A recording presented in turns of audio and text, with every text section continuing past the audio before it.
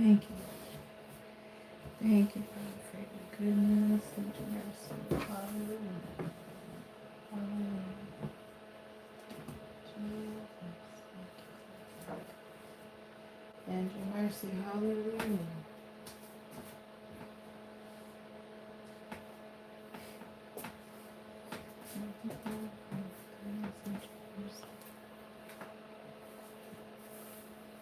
Hallelujah. Hallelujah. Alright, so here we go. Hey, thank you so much for supporting the video on the channel. Thank you for interacting with me. Here we are to do a general reading for the channel. So let's see. This is going to be an energy reading, short, a short-term energy reading, as energy changes all the time. Even a simple thought can change the trajectory and the way energy moves. So we're going to start actually towards the middle part of the wheel, which is the seventh house.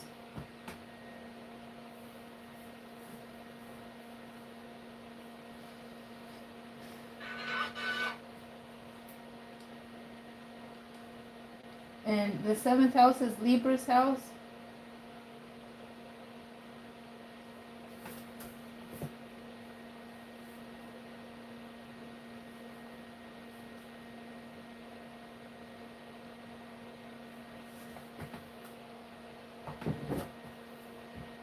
Dear Holy Spirit, please put resonance in the deck for Libra, the seventh house.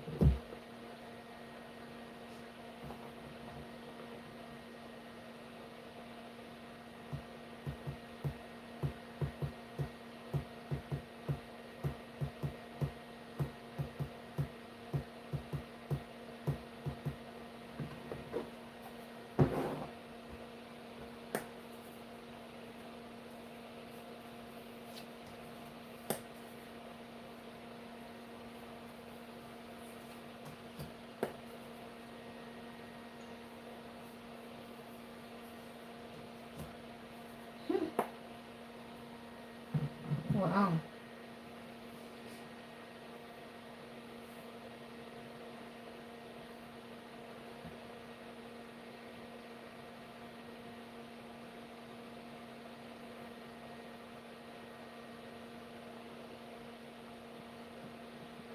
Mm.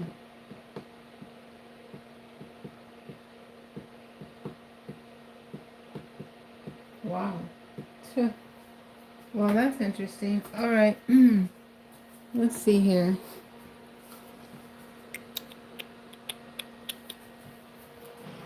I gotta refresh my memory here. So how we are, hey everybody, new subscriber. Wow, thank you so much for subscribing. I am and for your support on the video and on the channel. Hi everybody, hi chat. Thank you old subscribers, OGs, for holding it down, making this place possible to exist, and for making it possible to grow here and expand. I appreciate it so much, you guys. This is the seventh house, a general reading for Libra at the moment. So we have the okay guys, so what's really curious about this one, right? So many things, which is why I'm gonna have to check my notes and refresh my memory about planetary positions. If I do it, let me see here, guys. This whole reading is talking about, I feel like, raising their value, and I'm feeling the energy, some catalyst energy in the second house, where the wounded healer is, and Taurus, raising value inwardly. We talk about it a lot here on the channel. it looks like realizing value, because the King of Pentacles being clarified with the Nine of Swords, you can see that the value is here, but actually realizing it and you know, activating it and demonstrating it right here.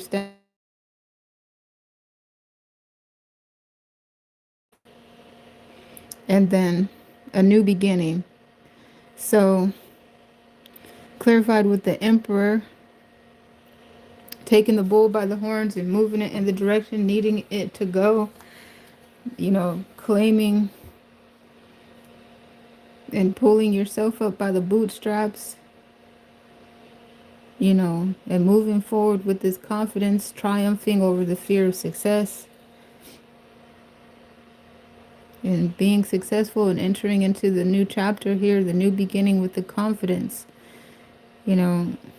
So it looks like there's been a recent event here in Libra's life that has inspired confidence, accomplishment, raised their self-esteem, and their value has been raised.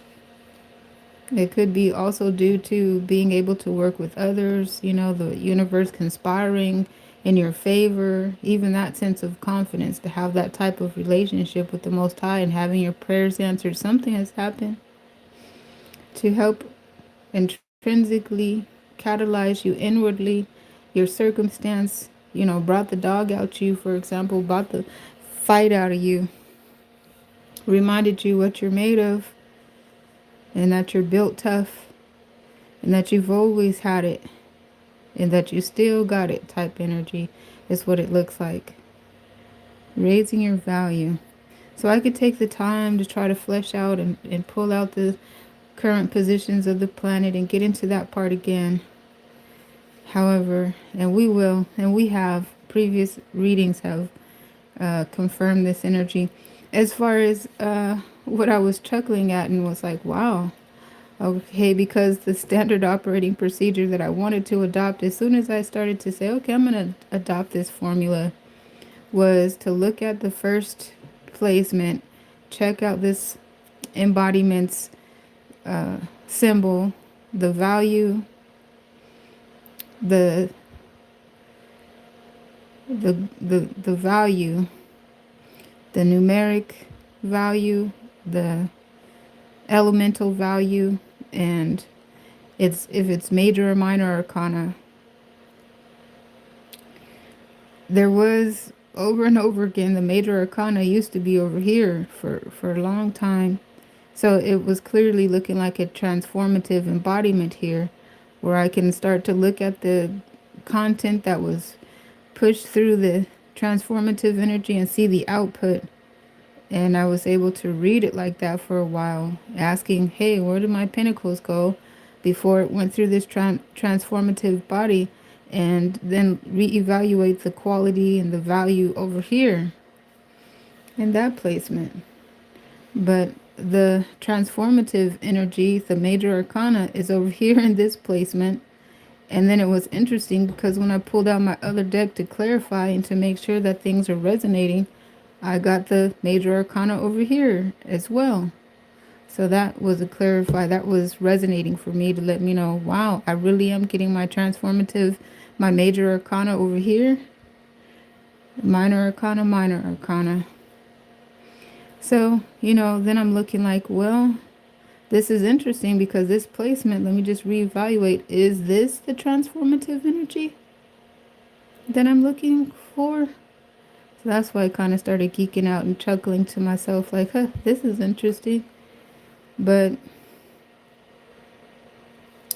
it kind of does feel like it, and it feels like this is the output. So it's just an interesting oh, can you please give me a break? Stop. Stop.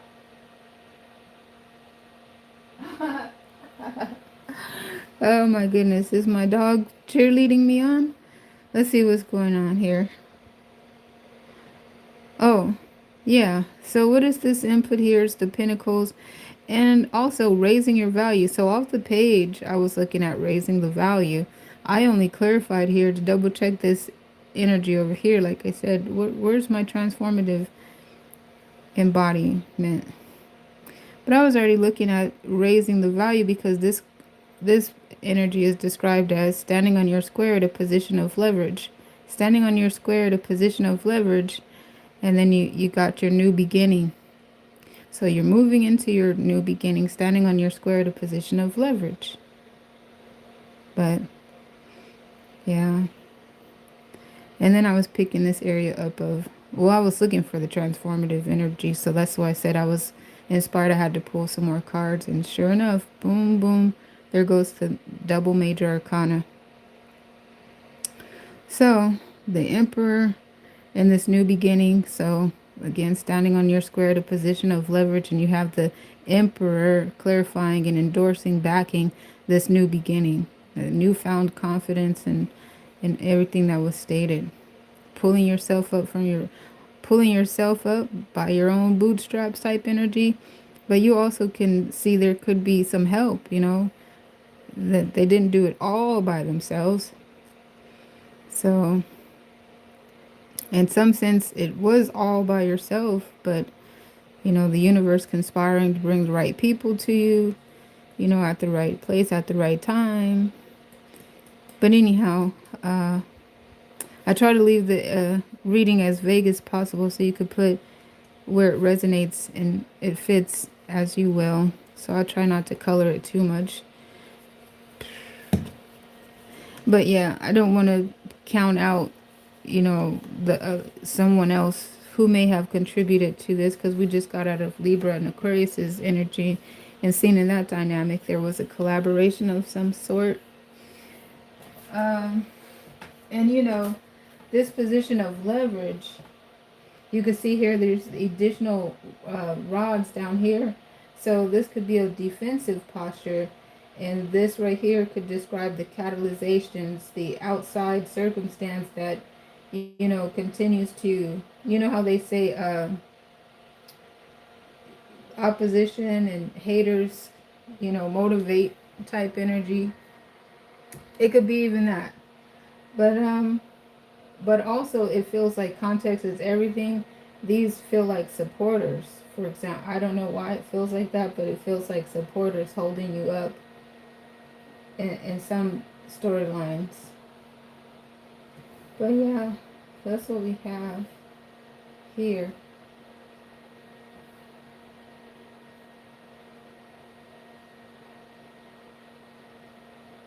And speaking of the supporters, I feel like over here, so, about your relationships, I feel like there is somebody that's very supportive, and or somebody's multiple people, but it feels like you do have supporters, and it feels like they're cheering you on. Go, go, go, Libra. Yeah, yeah, yeah, Libra. I know you can do it, Libra. Come on. I feel like that's there too. Yeah. Made it. And that looks like the celebratory walk. It feels like it. Well, that's what we have in the 7th house. So now we'll move to the next house, which is going to be Scorpio. Doing good. Hey, chat. Thank you, everybody, for being here. Appreciate your support on the video and on the channel. And I hope you're all doing good as well. Okay, so let's see here.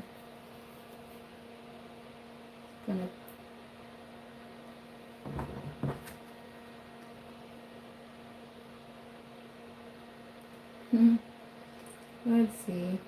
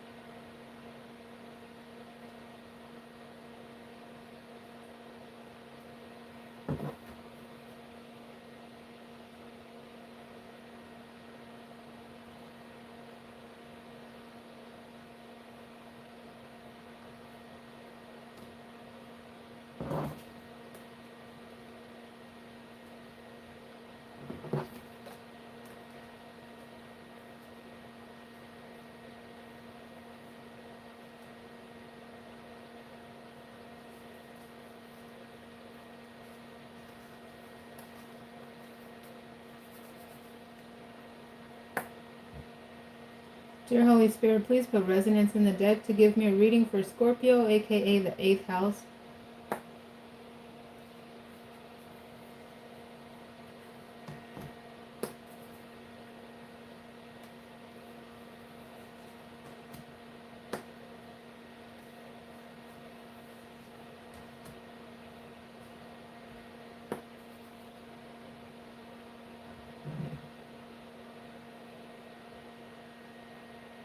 Alright, so here goes that.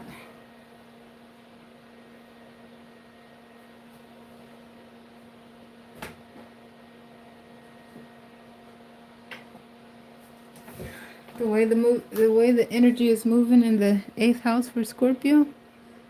Okay, Scorpio.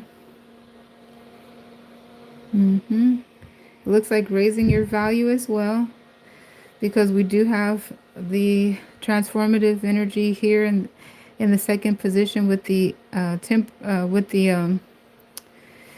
magician, which speaks on alignment, synchronicity, things coming into timing, divine timing and alignment. And this is the perfect time to meet Mr. and or Mrs. Right.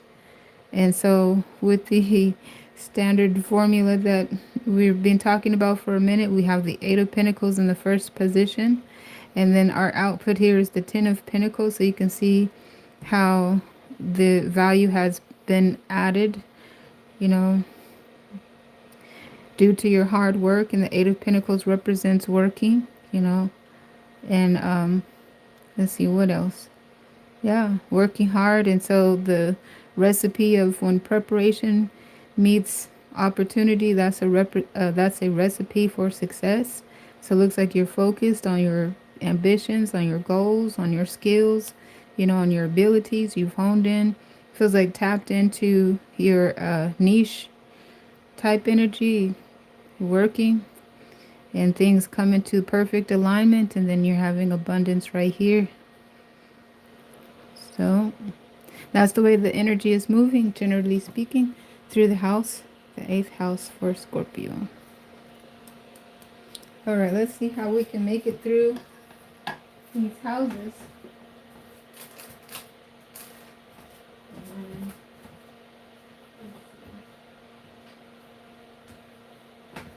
So the next house is the 9th house for Sagittarius.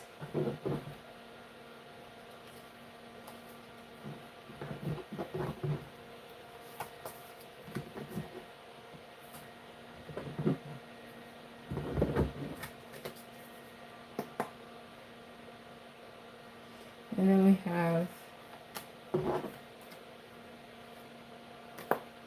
so just clean up this.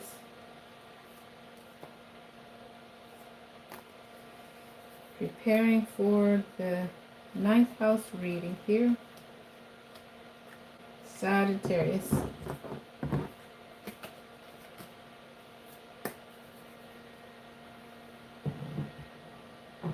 Okay, ready. Dear Holy Spirit, please give me a reading for the 9th house, aka Sagittarius.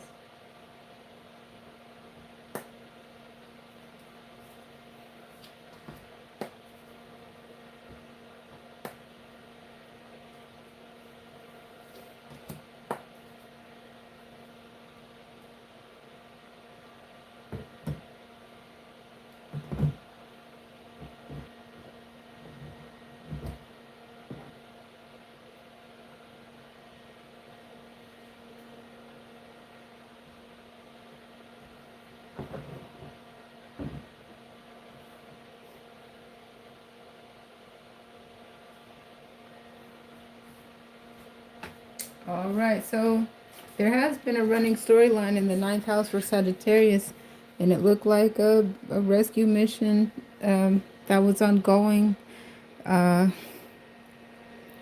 So it looks like here, the Knight of Pentacles, moving with intentions.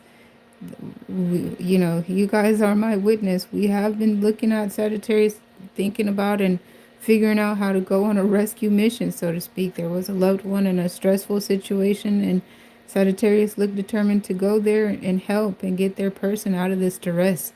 So it looks like they're showing up and they're arriving. And there's the Tower energy. And then you have the Two of Cups over here. And then there's additional information that want to be seen. There's a wish fulfillment. You know, the Two of Cups. That's the couple. They made it out.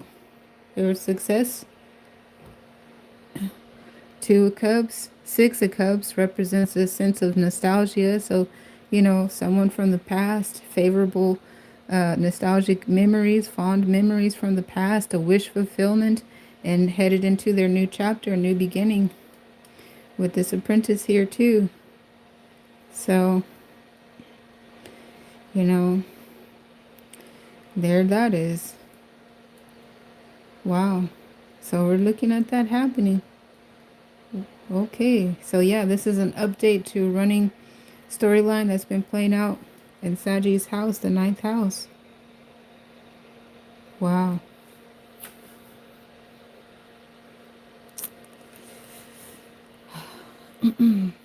I use the hypothetical scenarios to try to, you know, add some context for your scenario to fit, if it does resonate, to fit in the storyline.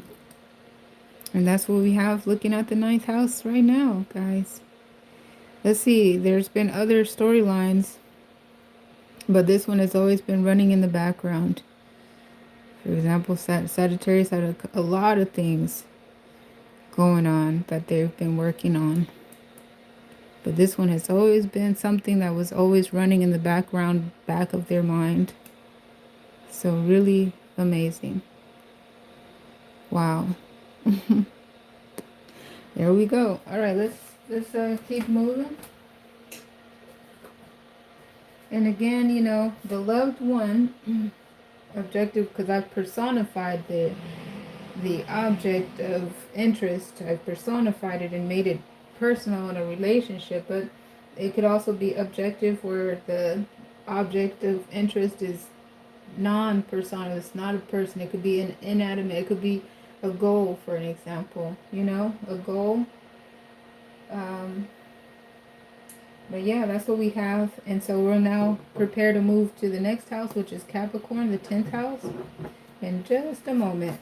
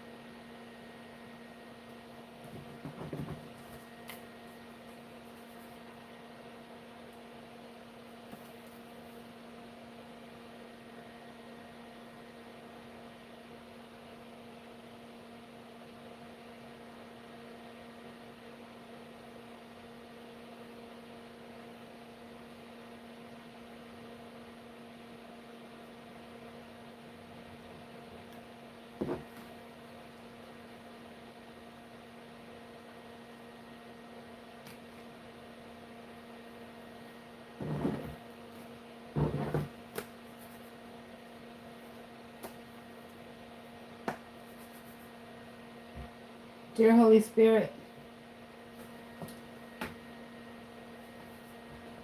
dear Holy Spirit, please give me a reading for the 10th house, aka Capricorn.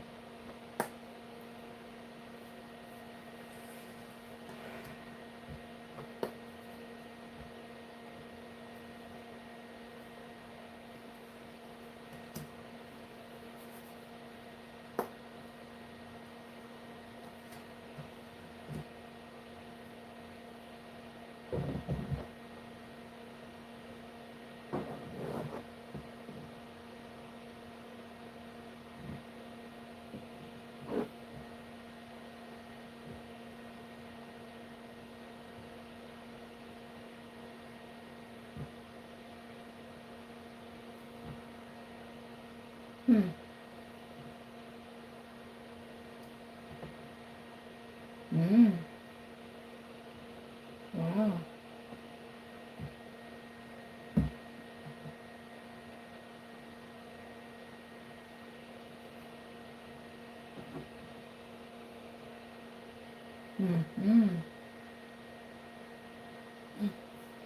Okay, so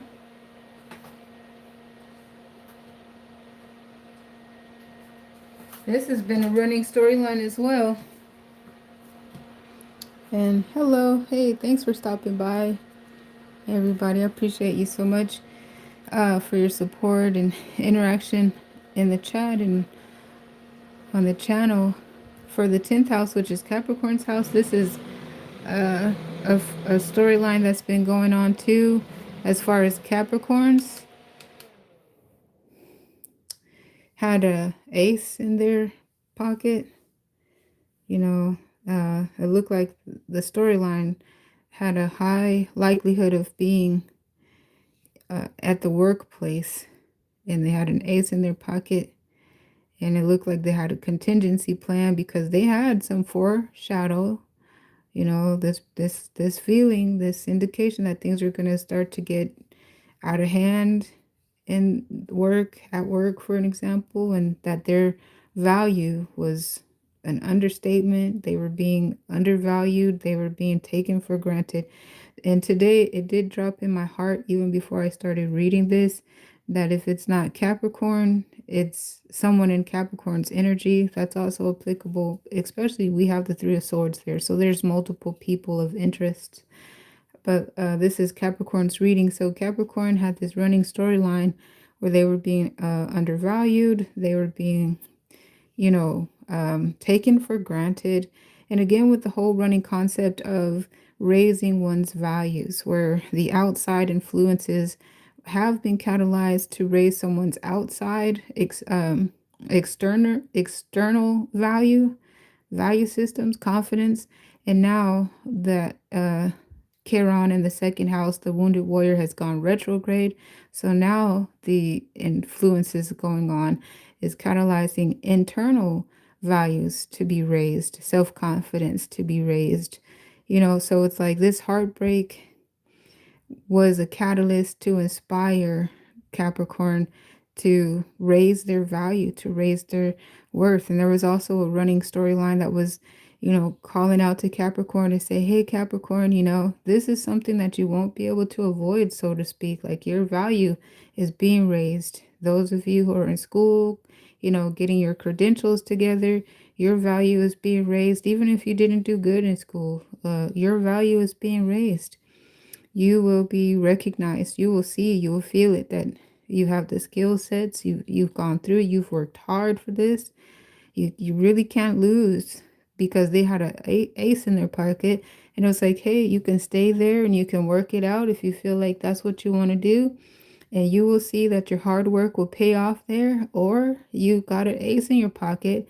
And there was even a running storyline that was even suggesting, hey, Capricorn, you know, it looks like the energy is looking like you're thinking about getting another, you know, a contingency plan, because you're feeling like you things might get a little bit more stressful, and you might decide to crash out one day and pop off on somebody and walk out. I mean, who knows? So you want to go ahead and get an ace in your pocket, and it looks like that's what you're gonna do. So it looks like a lot of the Capricorns went ahead and did that and got them an ace. And sure enough, there was a storyline one day would look like they went ahead and popped off and gave everybody a piece of their mind and walked out of there. And it could have been in a very polite way that they went ahead and walked out or whatever, because whatever the case is, when they walked out, those employers and those whoever it was came back, hey, Capricorn, where are you going? Come back. And there was a whole storyline about that. You know, they had options, and it was like, well, Capricorn, you know, do you want to, you know, attempt to negotiate and, you know, raise your value? If they want you back, tell them they got to pay you what you're worth now, type energy. If you want to do that, you can't lose, because you're good where you are. And if they take you back and they raise your value, which, you know, then that'll be for you too. But anyhow, it looks like whatever the case is, the Capricorn was really so valuable. So when they didn't return, it looks like this is, you know, the result of, you know, taking Capricorn for granted. Like, they really seriously needed Capricorn there. So this is, and I couldn't figure out, I was like, does this Seven of Pentacles go here or here? And then I realized the energy felt the same in both placements. So I said, oh, it goes in both places, because there was a premonition, and Capricorn had forewarning. Capricorn knew. So when this started to collapse without them anymore, they were able to see. Here they were able to see, and here they were able to see. They're looking at the collapse of the you know uh object of interest that devalued them. They couldn't make it without them. That's what that looks like. There's some sort of decline without them. And they're looking at that. So, like, well, and it almost suggests, hey, you guys didn't want to pay me what I was worth.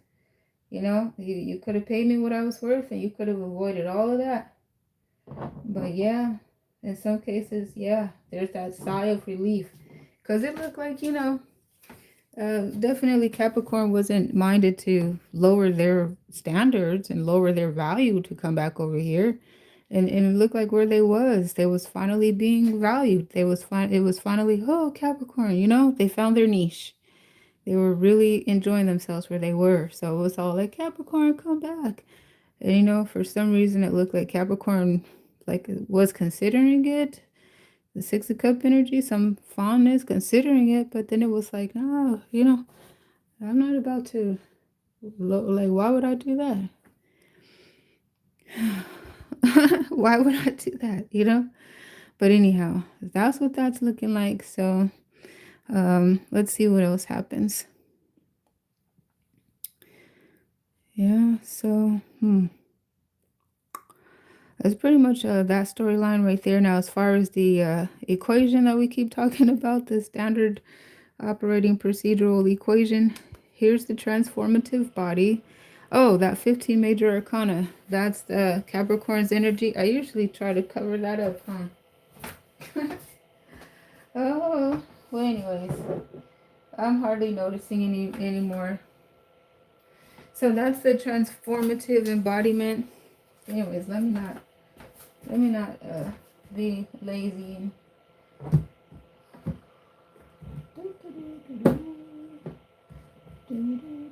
Oh, this deck is gonna have it. Let me not be lazy because I'm noticing it and I don't wanna. I wasn't noticing it before, but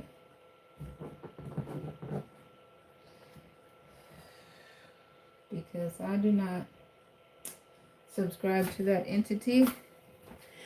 But it's been also a realization for me, dealing and reading. Oh, that reminds me, even my yesterday reading that I did, there's concepts here, there's real life events that's going on, and these embodiments are on the real life stage. So if I don't have it in the deck, then I won't be able to, it won't be keeping it 100, because that's how the thing is. But hell, pardon me, hell, there's the devil card right there. But anyhow, there's the transformative energy.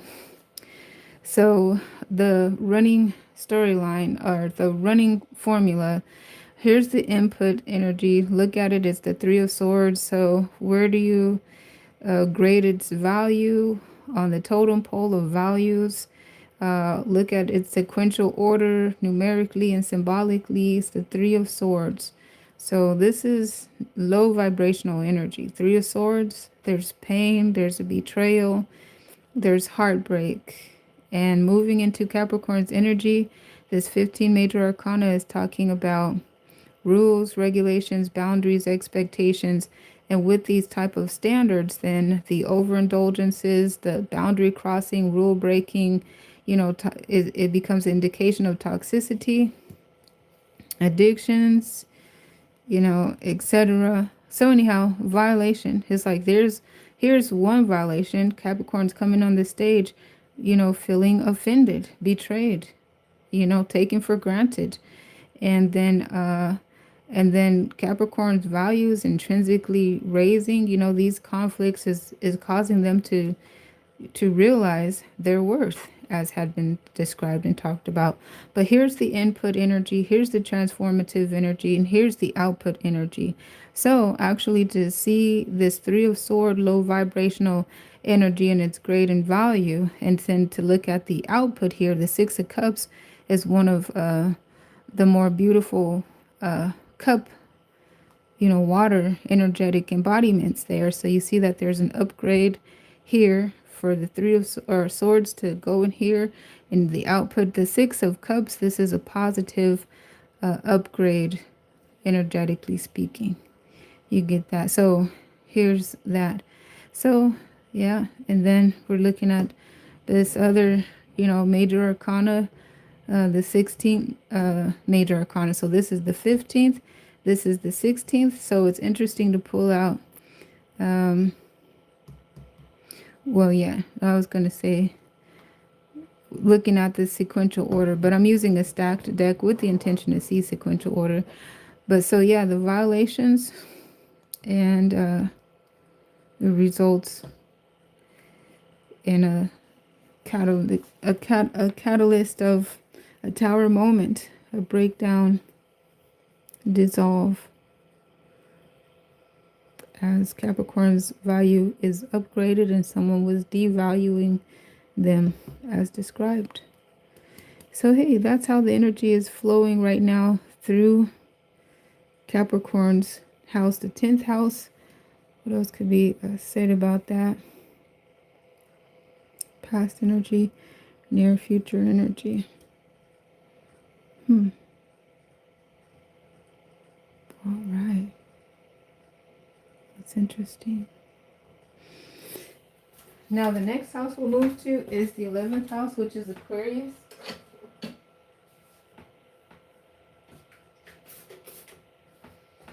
So let's see.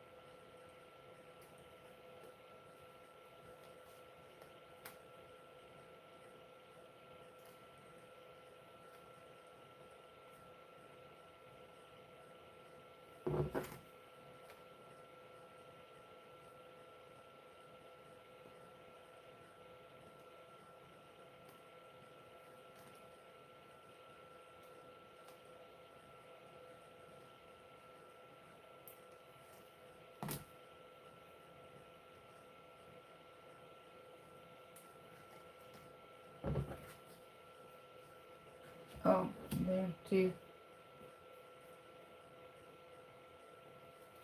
That was a 2 card.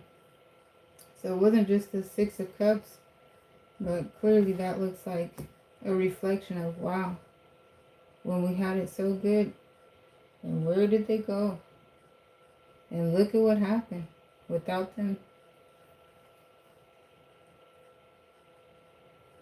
I would say, wow, without them, I was gonna say stuff that I don't need to say because it's on the table and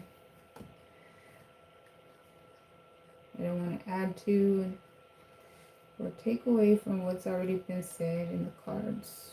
Let's see where are we going.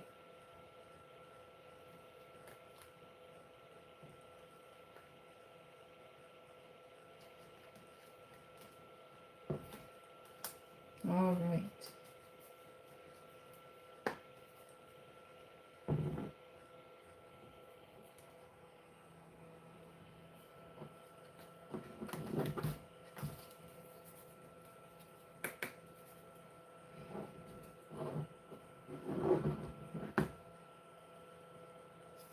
All right, so here's the 11th house, and I see a shout out for Gemini. What's up, Gemini and Gemini's cross watchers? We're in the 11th house right now. we'll get to the 12th house, and Gemini's house is going to come up, because then we'll start over after we get to the 12th house and get into the first house, second house, third house. Gemini is the third house. So we're currently in Aquarius's house, the 11th house. Let's see.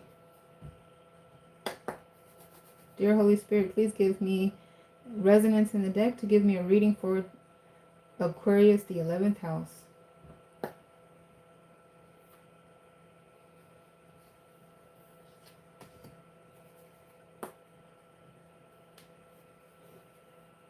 We'll go with this one.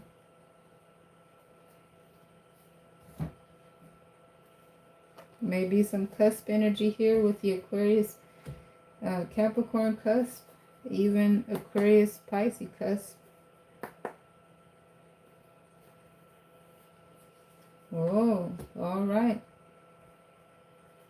Oh, wow.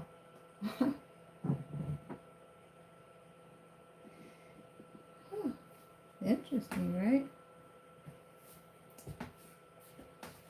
Whoa. All right. So, very similar energy for the 10th house. And we actually have 10th house energy in the 11th house with this card right here, which points to Capricorn, the 10th house. It's the 15 major arcana, aka the devil card. It represents rules, regulations, boundaries, expectations. And with those jurisdictions and understanding, then comes the evidence of rule breaking, violations, addictions, overindulgences, toxicity. And in this case, it looks like an abuse of power, so to speak. So this has kind of been something that started to be pronounced in our readings since yesterday, with the realization of certain planetary positions. For an example, currently the North Node is in Aquarius, South Node in Leo, for an example. Pluto is retrograde in the first decan of Aquarius right now. Second house has the wounded warrior in retrograde. I'm naming off these things because we've extensively talked about it, but there's a lot. It's interesting how the Aquarian, the 11th stage, is talking about sort of this revolutionary time period where positions of power and leaderships that have abused their power in a way to devastate the collective. The collective is starting to hold those type of embodiments accountable. So this has been playing out in the 10th house, Capricorn's house. So we literally just came from that house and seen a tower moment because Capricorn was being devalued. That storyline takes place, and they, found a ace in their pocket to give them alternatives and to actually put them in position of leverage to, decide what they're going to do. Would they stay in that position, or will they pull out their ace in a hole and transition their ace in their pocket and transition over here to where they're valued, to where they're needed, to where they're accepted, they're finding their niche type energy. So you see that there's celebration here in Capricorn, finding their value, finding their worth, finding their niche. This is the energy that they find themselves in. This is the energy that we were talking about.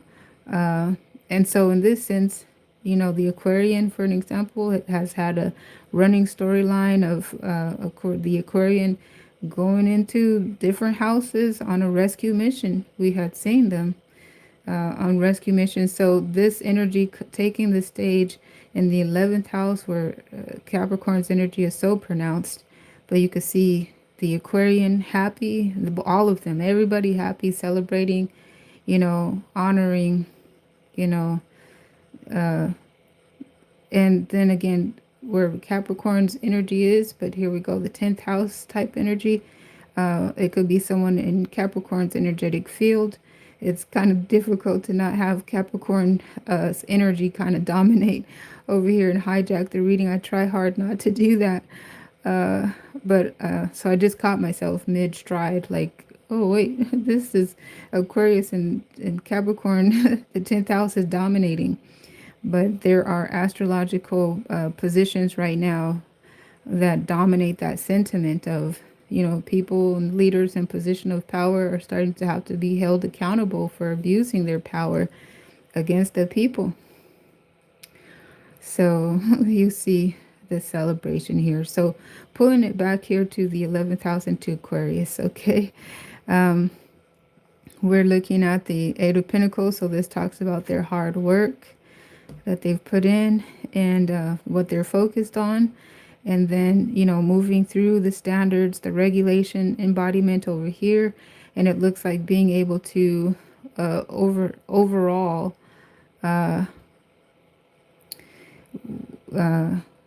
discipline, bridle their disciplines to complete their objectives and to make it cross their finish line successfully. So there's likelihoods for reconciliations taking place and also love offers taking place, raises, taking place, a lot of good, like I'm looking for hypotheticals to fit the scenario. But after a lot of hard work, rigorous work and mastery of your lessons and raising your value and paying it forward, celebration, successes on the horizon. So as far as those standards are, let's see, I feel like something else I wanted to say.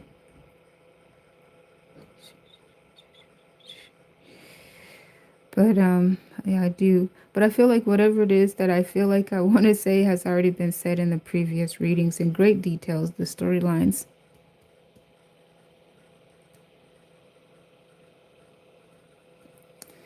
All right. Oh, what else I wanted to say? Oh, gosh.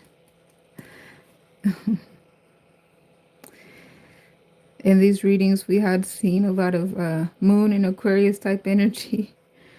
So, there's also a running storyline of how the Aquarians, they got to do everything that they wanted to do. And still pass these rules and regulations and the standards that they needed to. And so there goes, the networking and the collaboration, people in positions, people in keen positions to help bring this about, this manner of success about. They paid the price to be the boss.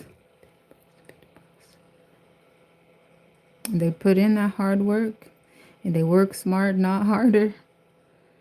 And it's not what you know, but who you know type energies. The 11th house can pull that off. Aquarius can pull it off, and they did. So this is how the energies move. Okay, so the standard operating procedural equation. Look at this position here. Look at the grade, the value, of this embodiment. It's the Eight of Pentacles. So whenever I come on the stage with the energetic embodiment that's on the top of the totem pole of values, and we're moving through the transformative energy, and we don't have pentacles on this side, where did the pentacles go? Where did the pentacles go?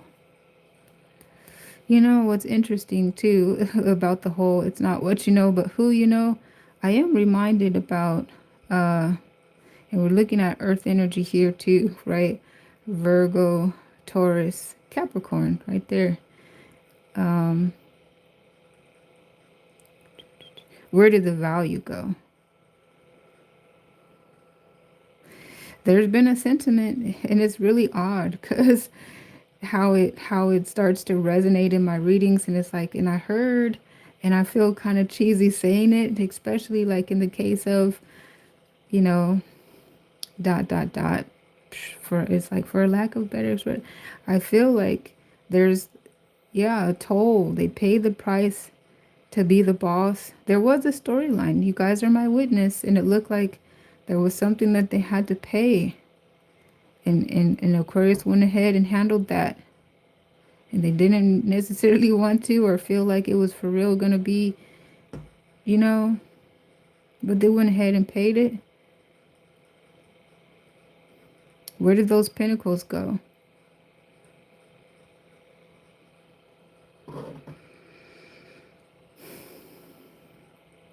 So I was reminded of the sixth house, and I went looking, where is the sixth house? Oh, it would be over here. Oh, how fitting.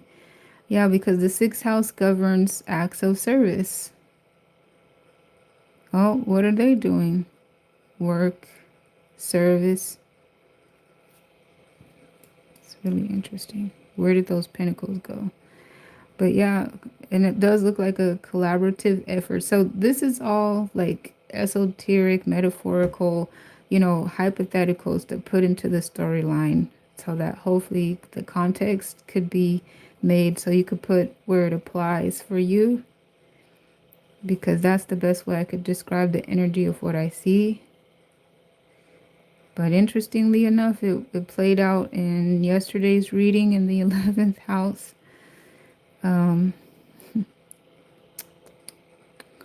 Where did that... But it seemed like it went right around here, around the rules, the regulations, and again, acts of service. So it's like, it doesn't necessarily have to be a Virgo for real. Like, again, about whenever I name a sign and their energy is very pronounced, but we're in a different house, for an example, or a general reading, all signs are present in a general reading. And everybody has every sign within them, as we're speaking about astrology and the will, the zodiac wheel. So, and also, matter of fact, the reading itself for Aquarius was like, okay, I'll pay this toll, but I really feel like it's unfair, is the way the hypothetical went, because I already know I'm going to have to basically do it myself. So I'm going to pay you for something that I have to do myself, type energy. Yeah. Oh, I'm remembering now too. In that reading, there was like the King of Swords, which is Aquarius's energy. And it was like the King of Swords versus the Emperor type energy. And there was a little bit of a conflict of, a power struggle dynamic, because Aquarius was holding it down on their own. Like, it's kind of like, who are you talking to? Who are you talking to? And it was the Emperor, but Aquarius was looking like, I don't care who you are, Emperor type energy. But then Aquarius was kind of like, all right, it is the Emperor, like, for real. And all right, we'll go ahead and pay that toll. And I mean, but I already know I'm going to have to roll up my sleeves and do it myself type energy, just because of how sensitive this is, because I can't afford to put this into anybody else's hand. I feel like I have to do it myself. And of course, the king, for an example, and or the emperor, but the kings, they have their kingdom, and so they can delegate. So it's almost as if, yeah, acts of service, and it's not what you know, it's who you know type energy. The 11th house is very adequate for networking, because that's the world stage. Networking, finding the people in positions, the skill sets, favors, people that I owe you, cashing in on those, whatever they needed to do, like with that Seven of Swords to pull it off. The most beautiful Seven of Swords. Because I remember at one time I'm like, oh, there goes the Seven of Swords in Aquarius. It looks like a beautiful Seven of Swords though. But, as the reader and etc., I was like, but I don't ever look past no Seven of Swords, so let's look at it. And as I looked at it and I started clarifying it and flipping, there was nothing illegal. There was nothing underhanded there. So I was like, okay, that looks pretty fresh and pretty clean, Aquarius. You pulled that off. So literally, the 15 major arcana, the rules, the regulations, boundaries, and expectations, you did it.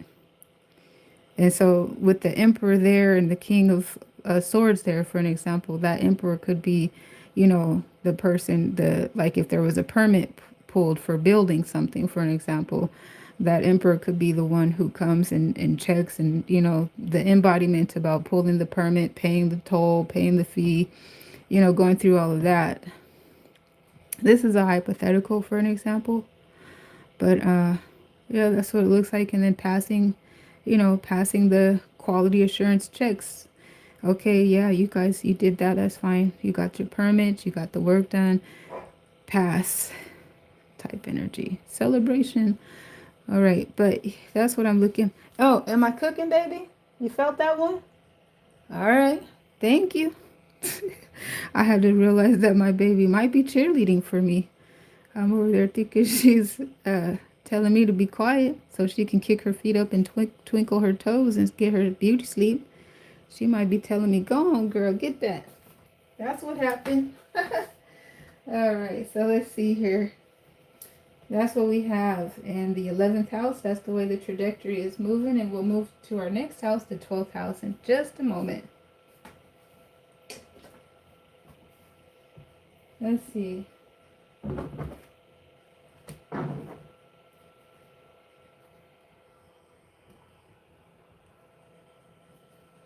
So I gotta get used to my baby because she's a little bit tone deaf. So when I start singing and she starts singing, I'm like, whoa, whoa, baby, you're off key. You're off key. You're a little bit too aggressive with that one. You gotta work on that. Sometimes I think she'll be like, whoa, whoa, wait. I thought she was mad at me. I had to realize, oh, you're singing with me.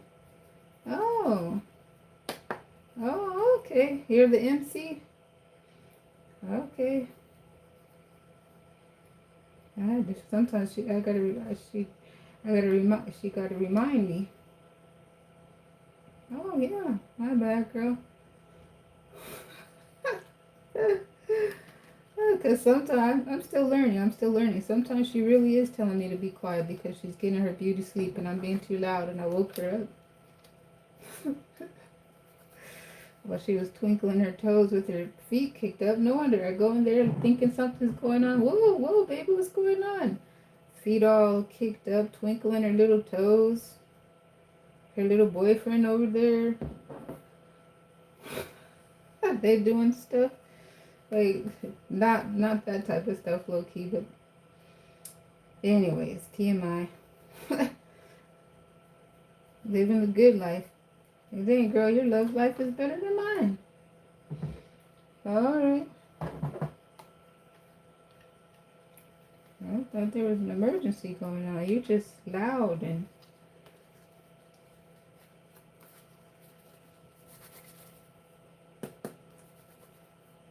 alright. Well, good for y'all. And thank you, sweetie pie. Alright, let's see what's going on. The 11th house, we're gonna move to the 12th house.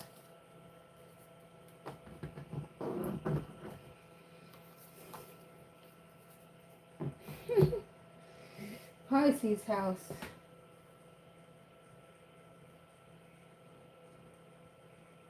Alright. Hey guys, hey chat. So yeah, thank you for your support on the video, for interacting with me in the chat. Thank you for your support on the channel.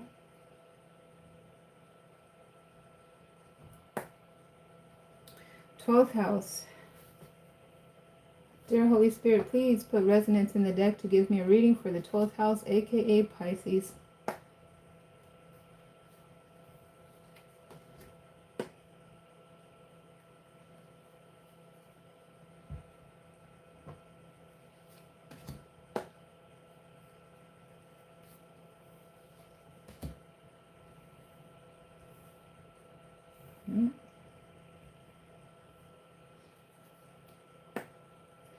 Yeah, just when I think I get used to something, it changes up. Here comes the transformative energy over here. But technically, this looks quite transformative right here in a minor arcana. I'm so used to seeing it in a major arcana, but it's starting to shift placements. And this is a minor arcana here. Major arcana there. So very interesting shift. But let's continue looking at it. Now, off the page, we'll talk about it first, but it looks like I need to keep working on that. But off the page, because let's see, maybe not. We're looking at the 3 of Swords right here. The 5 of Fire there.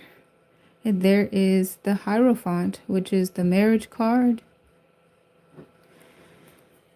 Let's see here. Marriage, contract, hard wired thought patterns, like, philosophical differences could be here, religious differences could be there. Hard, that's why I called it hard wired thought patterns that cause, well, I was going to say, it looks like it had caused some dissonance here because this looks like a arguing fight, a block of some sort, you know. And so over here, this is looking like the contracts, you know, that likely embody, that came to mind: rules, regulations, expectations, violations type energy. But this is a marriage card that looks at like marriage, and it has come into readings quite frequently, where it had a lot of different variety of applications, where like a contract, some sort of contractual agreement. So, but it looks like, interestingly enough, the dissonance, the heartbreak, the arguing, the fighting.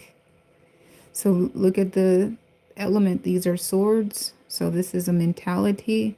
This is fire. This is physical, passionate, the actualization of fighting, arguing, something drawing a wedge between. So here, because I was like, it felt like multiple people were in the 12th house. Multiple people are implied here with the Three of Swords, that someone caused this heartbreak and violation. You can't really, well, I can't say can't, but I was going to say argue with yourself. It's usually catalyzed by something, and if it is a person all by themselves dealing with the Five of Sword. Let's see, where did not five, I described this as Five of Sword. It's Five of Fire. But where did I see retrograde Five of Fire energy? If it were to be put in a reversed position, it would indicate that there was an internal, somebody's internalizing the conflicts within themselves. So they kind of internalize these, put in a hypothetical for context, to maybe protect others around them, But anyhow, in the upright, it's externally. They're expressing their angst externally. But anyhow, so you guys see that progression. So this is the transformative embodiment that we describe in the standard operating procedural equation, where you look at the input, you look at the transformative embodiment, and then you look at the output, and you wonder, how did this translate over here for the output? When I come in with this energy, the Three of Swords is a low vibrational energetic embodiment, because it represents betrayal, backstab, heartache type energy. And then you're looking at the Hierophant, status wise, value wise, this is much higher in grade. However, context is everything. So that's why I said this is really interesting, because technically the transformative body is a major arcana. And so I'm looking over here, and lately we've been seeing that transformative energy be in this placement. I was going to say being in a different placement than I'm used to, but being in a different placement, being right here where I'm at a cliffhanger. So I don't have, the data is not currently available at what the output is going to be. So we'll come back to when we do an update and check and see if, we pick up where we left off. This would be a to be continued, technically. And then we'll come back and see. Because technically, if this is transformative, so is this. So we're going to have to look at the grade, and it looks like this Hierophant, where the contract is, where vows are, where there's a contractual agreement, where things could become legalistic, where where it could become basically out of their hands. Here, things are potentially within their hands because minor arcanas are talking about actions, decisions made within one's free will. And then when you get to the major arcanas, this is the cumulative collective output based upon free will decisions. So it's like there's an opportunity to resolve things here with, if possible, within your own power and free will. Otherwise, it looks like as the trajectory moves forward, it kind of becomes out of their hands, basically, and above their heads, so to speak. But now, about this contract, there's a lot of different questions, especially when we're talking about out of their hands, so to speak. Because there's a lot of questions. For an example, is this contract in question something that they themselves agreed upon once upon a time, and then almost, is it that maybe there's a shift in perspective now, or maybe somebody's kind of going against the grain of what they've agreed upon, or there's so many questions there. What is the angst? What is the dissonance between you and whoever? So Pisces. So this is Pisces house, the 12th house. Again, with the indication that there's more than just Pisces on the stage. And now, it's like where's the dissonance between you and the other person involved? So is it a twin flame? Is it a relationship? Is it a soulmate? Because if so, are you mirroring each other? But okay, I'm going. So many questions, basically, right? Let's see what the other question is. Yeah, but is this fighting? Is this conflict between yourselves? Is this contract about something within your power that you guys can work out between yourselves?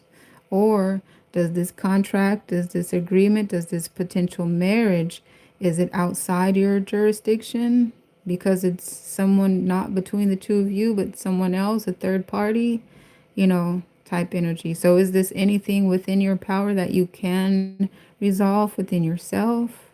Or is it the other person of interest that's driving this? But it's really interesting how there's the the dis the dissonance coming into on the stage before even this major arcana. So it's like, is it the dissonance in the actions between yourself that catalyzed and put this here on the stage? Or did you guys have indication that this was coming all along, and you're fighting amongst yourselves about something that you already kind of know is coming? So a lot of questions. Hello, everybody. Hi, thanks for stopping by. I appreciate your greetings. Thank you for your support on the video and on the channel. You're so appreciated. So yeah, that's why I said, yeah, it looks like I got to work on this further, but let's talk about it right now. And that's what it looks like for the moment. So let's get the additional information and see if some of those questions can be answered. Let's see here. I appreciate you so much. Thank you. So let's see. We're going to pull some clarifiers here.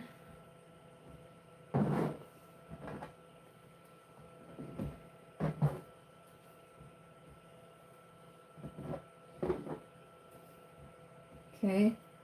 So it looks like this is the deck. Yeah.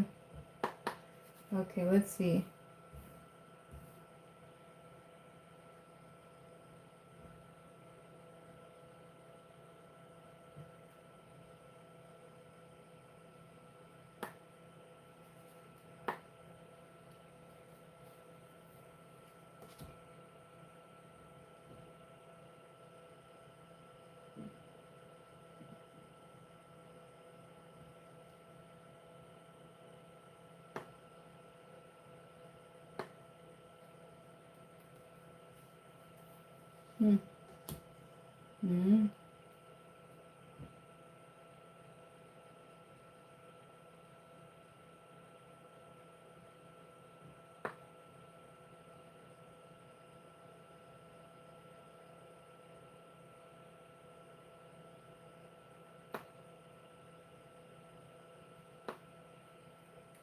Hmm.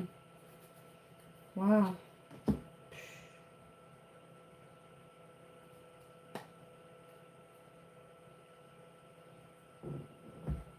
Wow.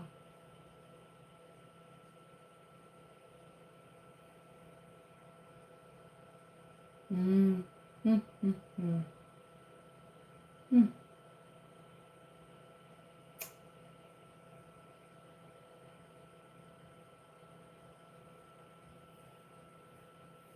Sure. Okay, so these clarifiers here kind of put more questions in the air. Literally, this Hierophant being clarified with the Seven of Cups is basically, I said, I got a lot of questions about this.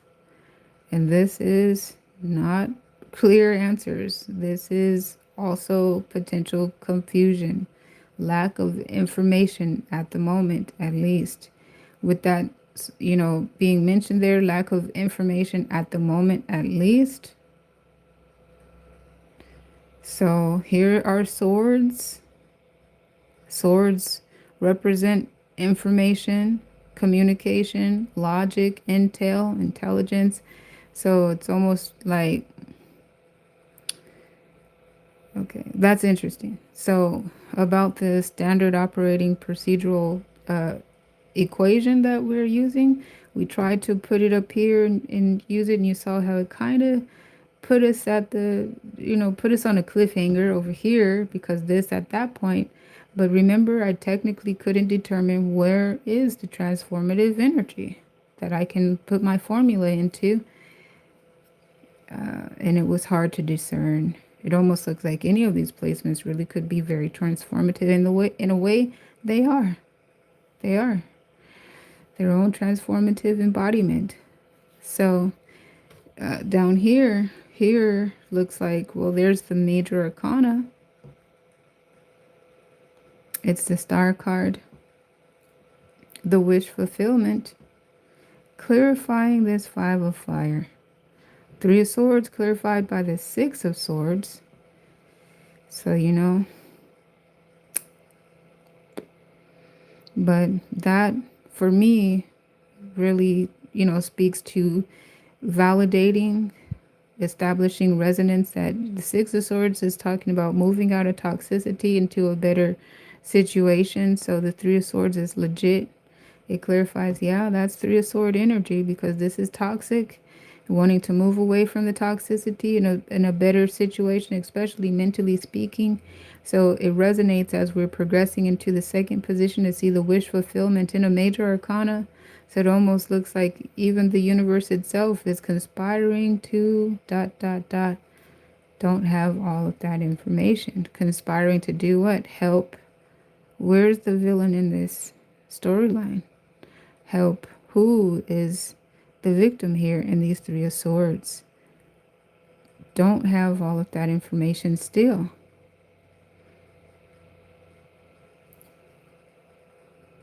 Are you on this? Is Pisces has a team here? Or are they finding themselves alone around ... The 12th house governs certain concepts, including hidden enemies. Hidden enemies. Is Pisces finding themselves around potential, like anybody could be? Where is, you know what I mean? It's like what? Who really has my back type energy? But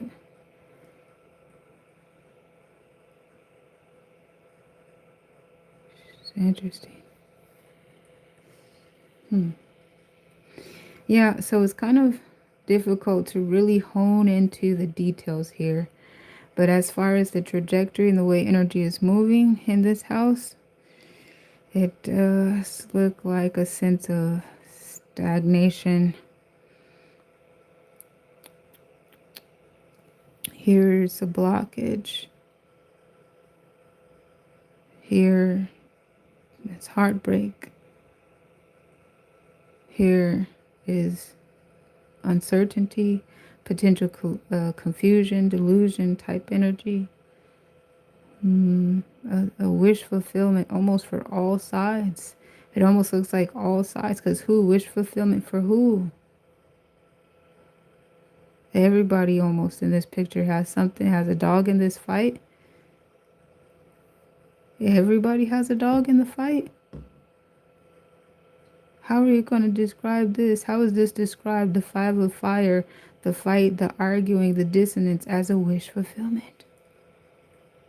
I'm suddenly realizing that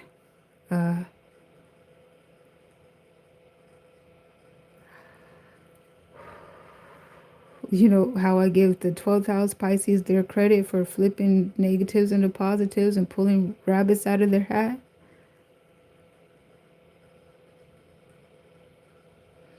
So it's interesting. It's so interesting to see it in an energetic embodiment, because I do see Pisces potentially pulling the rabbit out of their hat. Again, how we said, well, there looks like when I touched on, well, there's the swords, there's the information, there's the logic.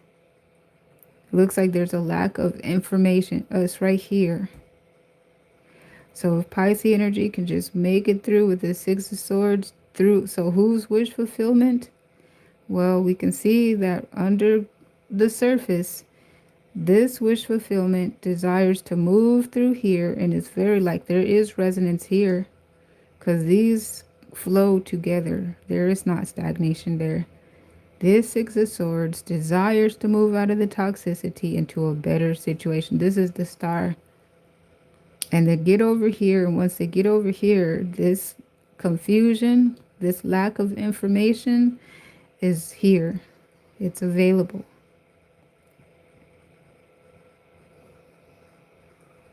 Six swords will cover 6 of these cups. There will still be 1 remaining. But we're in a water house, you know, Pisces, that's an extra cup. Pisces can definitely deal with that. You know, it's just... So, there it is. It's right there. So if we have this, so now it's like, so now I have my formula. It's right here in the clarifiers here. Shoosh. It's a lack of information. It almost looks like it's locked up. It's stagnation. It's out of their hands. That's what it looks like. It's out of their hands. As a result of the team seeming to be confused, and everybody has a dog in the fight. So there is, what do they say? There is no I in team. And everybody has an I.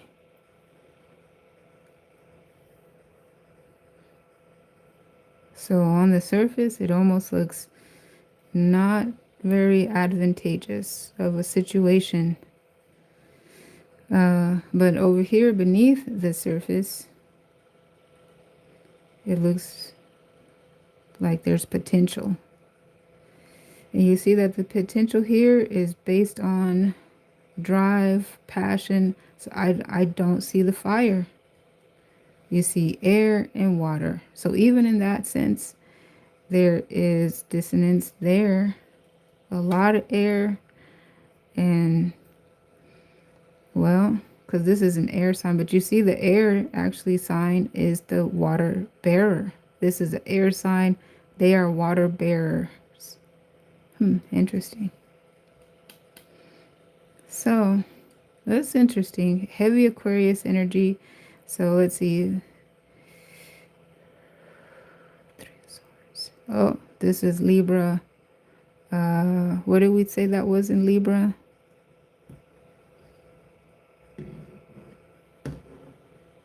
Let me take a look.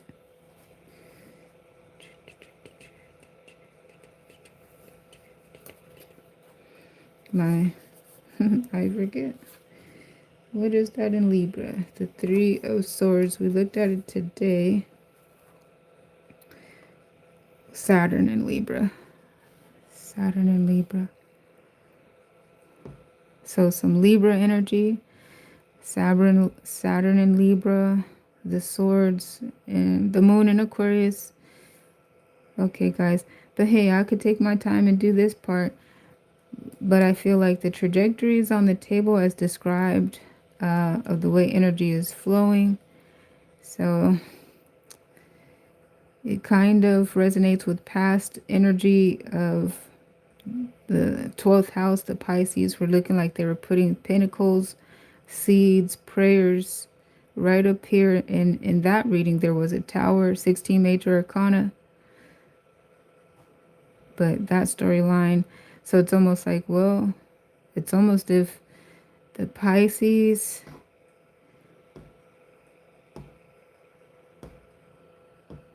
shoot, it's almost as if Pisces are familiar with having to look out for themselves. It's almost as if Pisces, that's interesting. Because with this type of energy right here, it's like they have a contingency plan. They have a backup. Nobody knows about it. That's what that suggests. And then, because it was like, why did I see Pisces planting seeds here? It even took me a while. I feel like the Most High had to let me know those are prayers.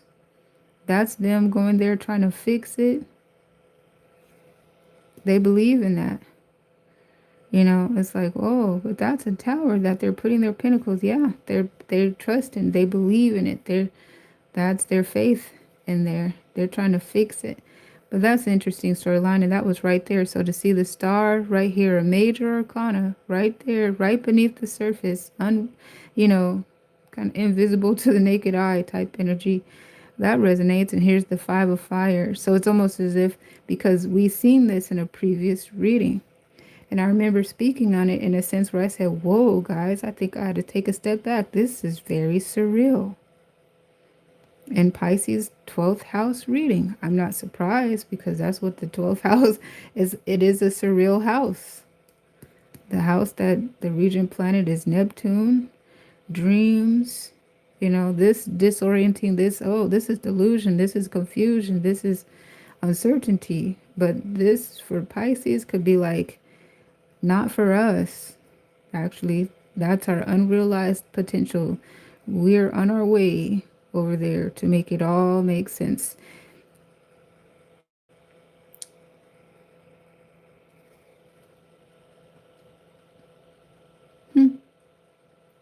There, that's interesting, right?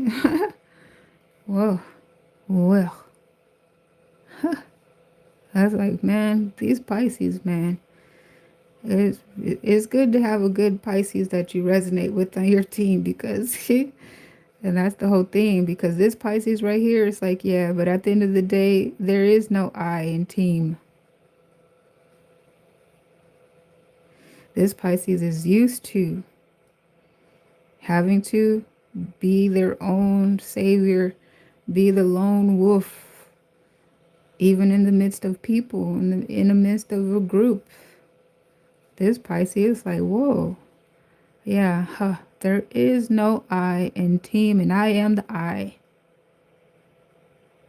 Because look, all of them, how did they, type energy? How did all of them turn on me?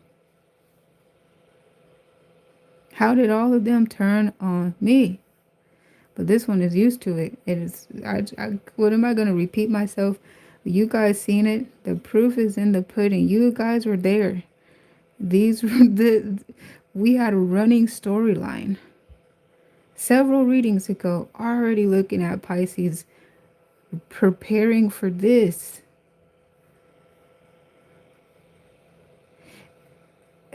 Whoa. All right, guys. I'll just marvel here for a second, but we got to move on. That's the trajectory in the 12th house at the moment. Interesting. Okay. Let's see. We'll see how that goes. That's interesting. Whoa, whoa.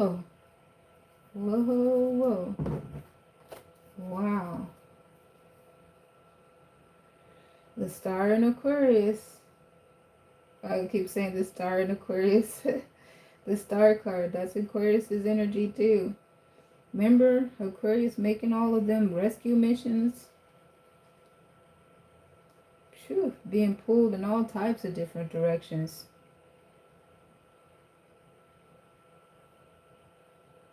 There's another one. And another one. Whoa.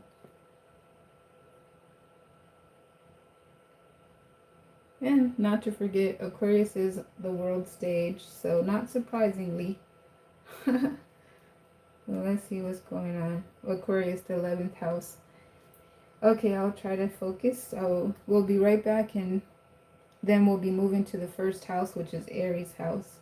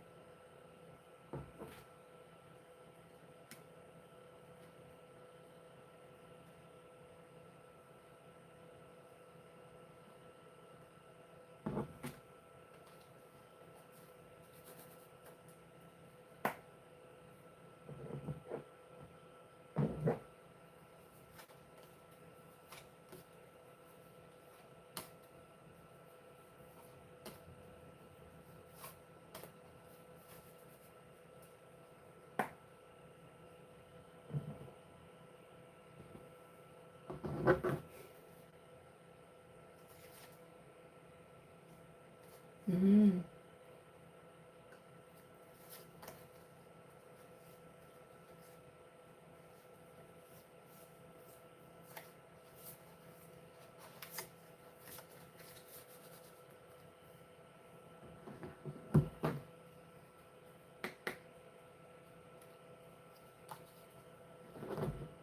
Okay, so the first house.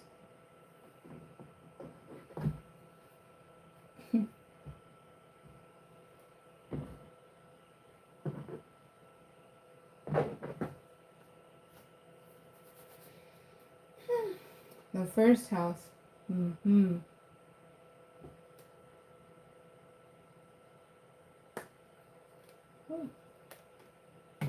Yikes. Seeing the Seven of Swords peeking through, pulling me to pick up that deck to use it. Now these cards fall out of it. Sandwiched between the Seven of Swords and the Apprentice.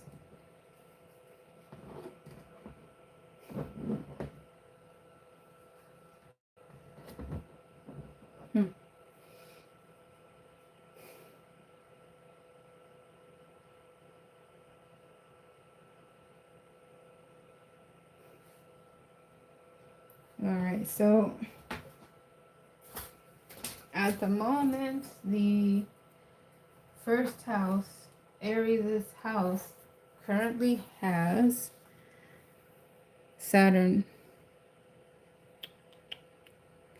in the second decan.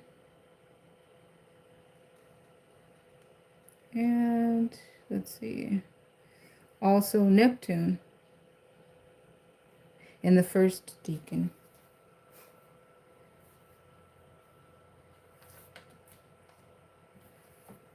Saturn in the first, let's see here, Saturn. So Aries, first decan. And Aries, let's see, second decan is going to be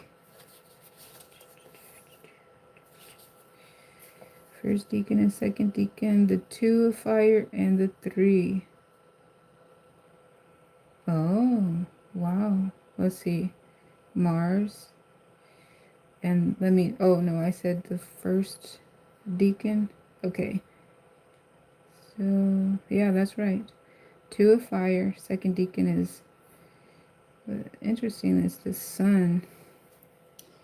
And so, the way that this translating in Aries, Neptune. Neptune is in the first, okay. And Saturn is in the second in Aries. So, Mars is the first. Mars and Aries. So 2 of fire and the sun in Aries. 3 of fire. Interesting. 2 of fire and the 3 of fire. Aries, 6 of swords, 5 of swords, 4 of swords.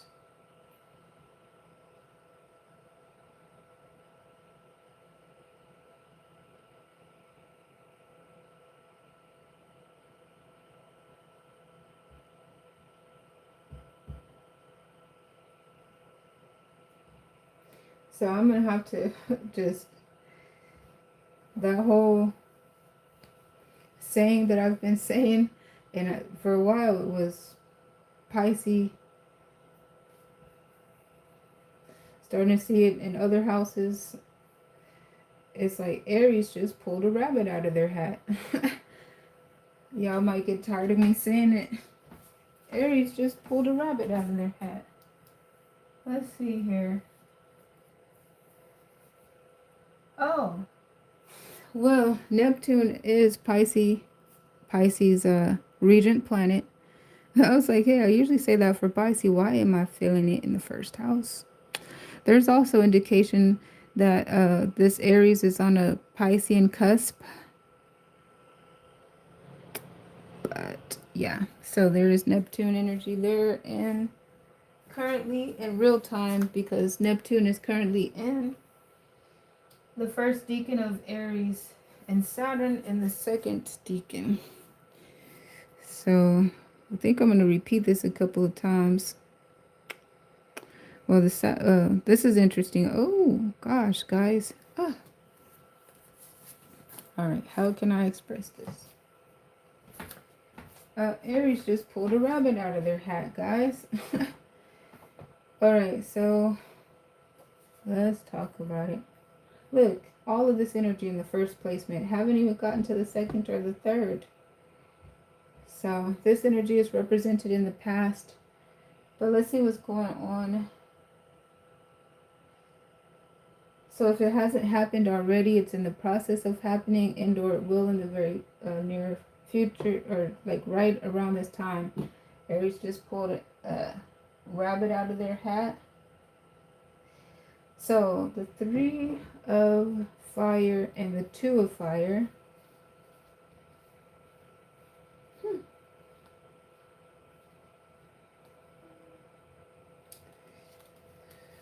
Looks like this.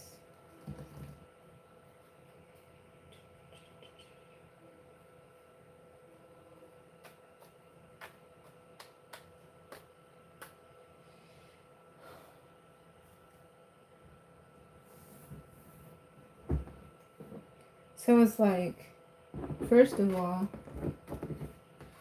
and see, the 2 of fire and the 3. So first decan, second decan. And let's see here. First decan, second decan of Aries. So this is Mars in Aries. This is the sun in Aries. Mars in Aries.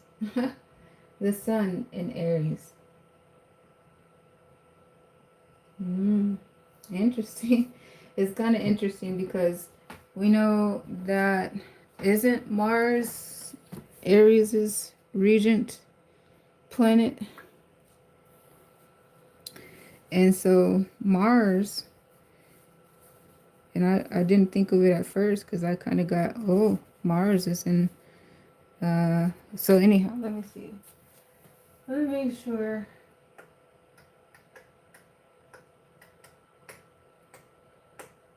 All right, so I felt Mars type energy, but there, Mars, yeah, so it's a little tongue twister for me. But anyhow, the first deacon and second deacon, yeah. So anyhow, that's their planet. But so one way to remember it is, okay, guys, for me, it's gonna maybe sound crazy. uh, Aries looking out. So when I see this card, you guys know, because I say it all the time, right? When I see the Two of Fire, not only is it them being balanced within themselves because of the numerical symbolic in the value, they're the two getting balanced within themselves, but they're also standing on the horizon of their landscape at the widest vantage point, so they can see everything from the biggest picture, from the biggest perspective, and start making their plans, reprioritizing, seeing everything at the biggest picture so they can make the proper adjustments and they can make a good plan, right? And it's interesting that this is Mars and Aries, and one way I feel like I can remember that is because Aries looking out at the landscape of their horizon and seeing Mars out there, seeing Mars, you know what I'm saying? The planet of war, and Aries is all about that life. I'm just saying, like, not literally, but they don't shy away from that energy, right? That's their regent planet. Like, oh yeah, type.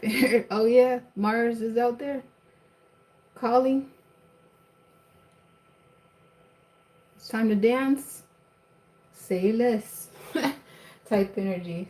Two of fire, Mars and Aries. And it's interesting too because now Saturn, this is Saturn and Aries. So let me just make sure that I'm not confusing that. I gotta make sure.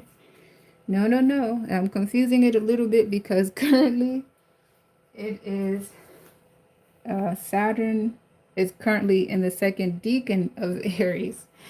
Okay, so currently in real time, Saturn is in the second decan of Aries, which calls about this card because this is the second decan in Aries. And currently in real time, Saturn is there. So it's almost like, okay, and Saturn is coming toward me. So Mars is out there calling me, right? Want to dance. Mars is out there, and Saturn is coming toward me. Saturn energy. So Saturn is the rules, regulations, expectations, boundaries, you know. And where rules are made to be broken, but when they are, that draws the line of where there's violations, overindulgencies, boundary crossings, toxicity, you know,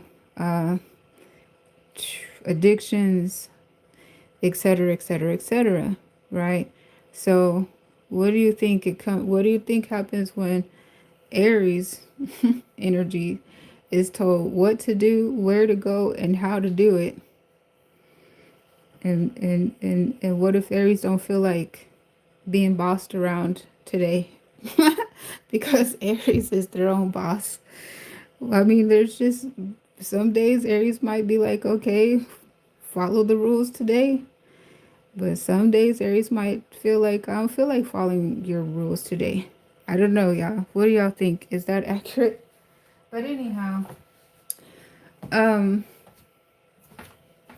I don't know. Those two energies together. But anyhow, Aries just pulled a rabbit out of their hat.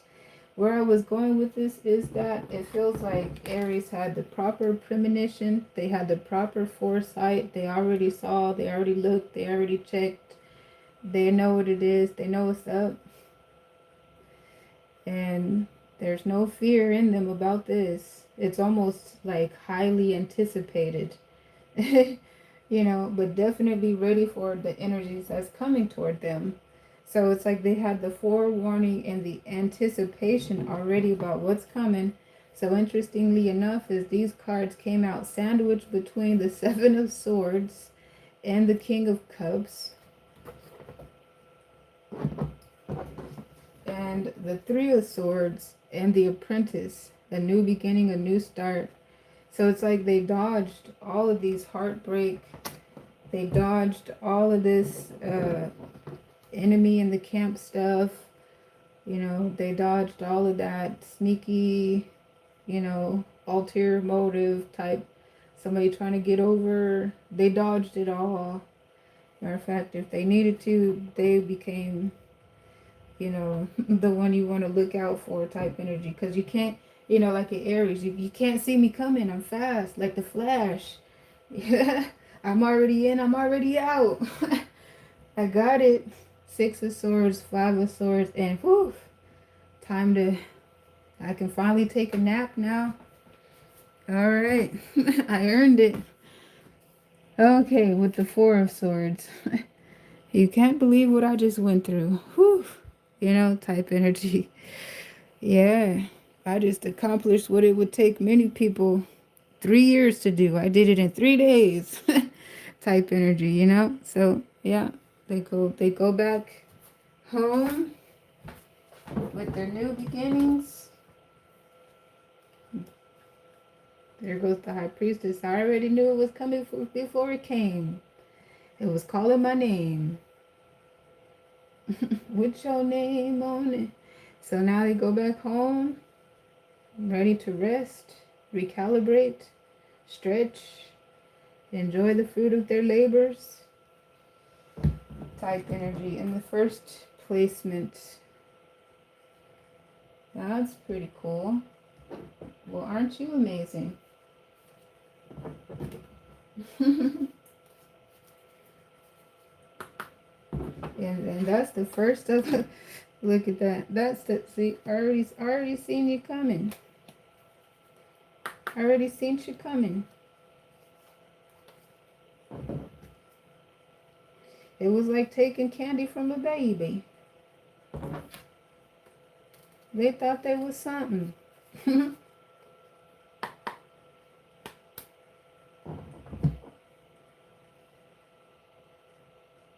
I already seen you coming.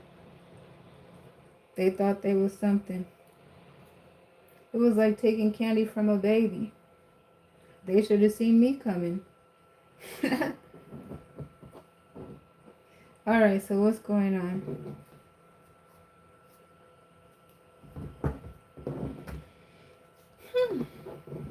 Let's see here.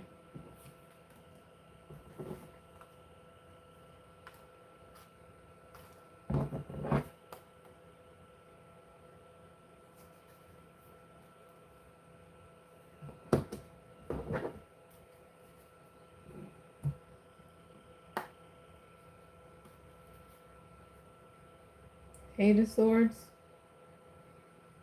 Is that proper? How am I going to question my clarifier? The Eight of Swords consolidates all of this. Interesting. But yeah. That's interesting. This is very, very interesting. Remember, this is a self-imposed imprisonment in the Eight of Swords. They're there because they want to be there. There's unfinished business. Oh, yeah. Very applicable. Thank you. It's like, how you going to question your clarifier? Well, it actually does happen, and that's why I need clarifiers.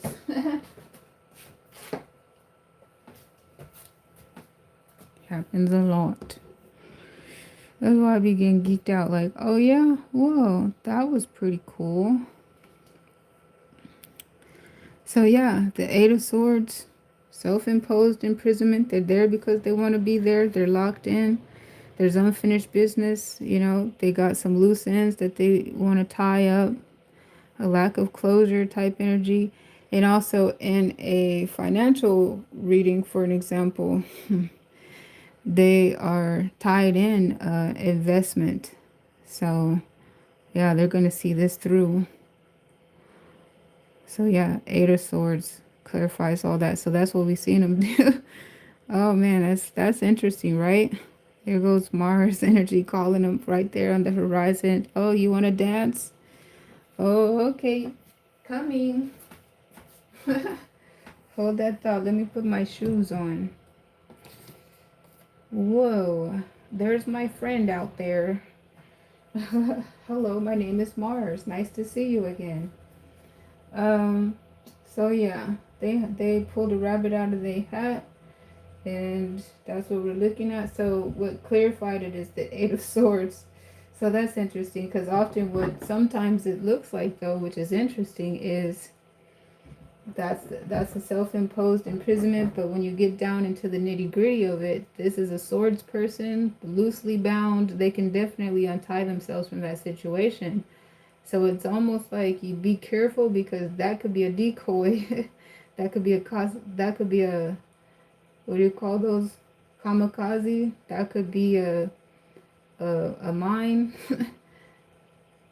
where you gotta watch your step because they're there in that predicament because it's almost as if they're chameleon and they just want to rest, for an example. And that Four of Swords type energy, whew, I've been up for 20 days type energy. I need to rest.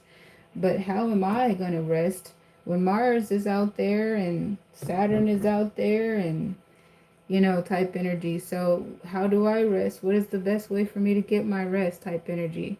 This is a swords woman, self-imposed imprisonment there because they want to be there. But watch out because, you know, it could be a decoy type. It could be, you know, a mine. But with low key, what they're trying to do is just be that chameleon and get them some shut eye and get them some rest and, you know, strategize and, you know, recheck and dot their I's and cross their T's. And they're in the middle of a battlefield, so to speak, right? Type energy. Eight of Swords. So let's see what else. All right. So with that being said, though, it's such a chameleon that I was like, are you sure that's my... Oh, yeah, there it is. That's my card. It's interesting too because in context, in its sequential order, which is why I use the stack deck to see the sequential orders, there's the Seven of Swords. So the Seven of Swords, the Eight of Swords. The Seven of Swords, the Eight of Swords. It's almost as if when they get ready to get out of there, they could themselves turn into the Seven of Swords. When it's time for them to get some shut-eye type energy, they're at the Eight of Swords.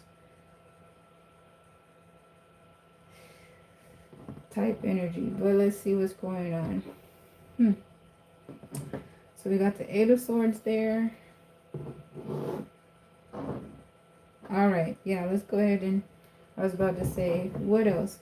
But yeah, that consolidates my first position. And let's see.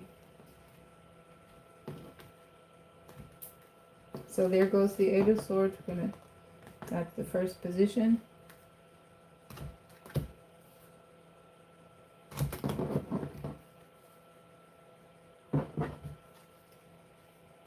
All right. Hey, chat. Thank you so much for your support on the video, on the channel.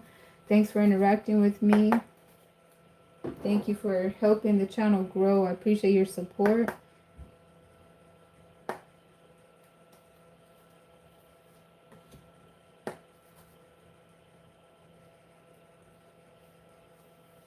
All right. There we go again as well. There we go again with what? Let's talk about it.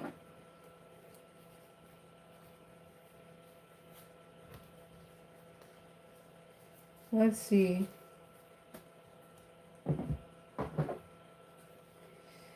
It's so cool. Should I go ahead and start clarifying stuff too? Or pull some more cards, we could talk about it.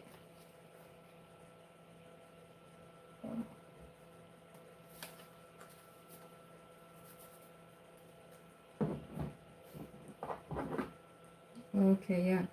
So we clarified that's the Eight of Swords in the first position. And let's go ahead and restack. The Moon made an appearance. The Apprentice.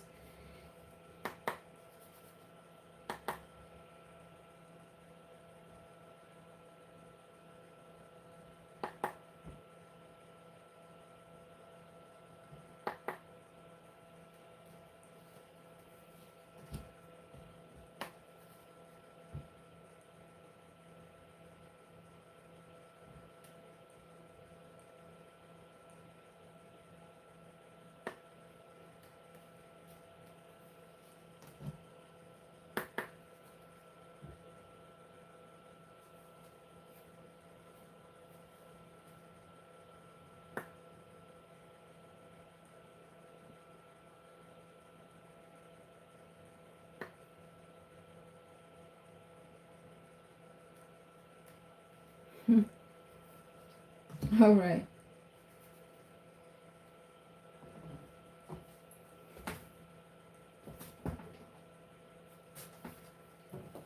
Okay.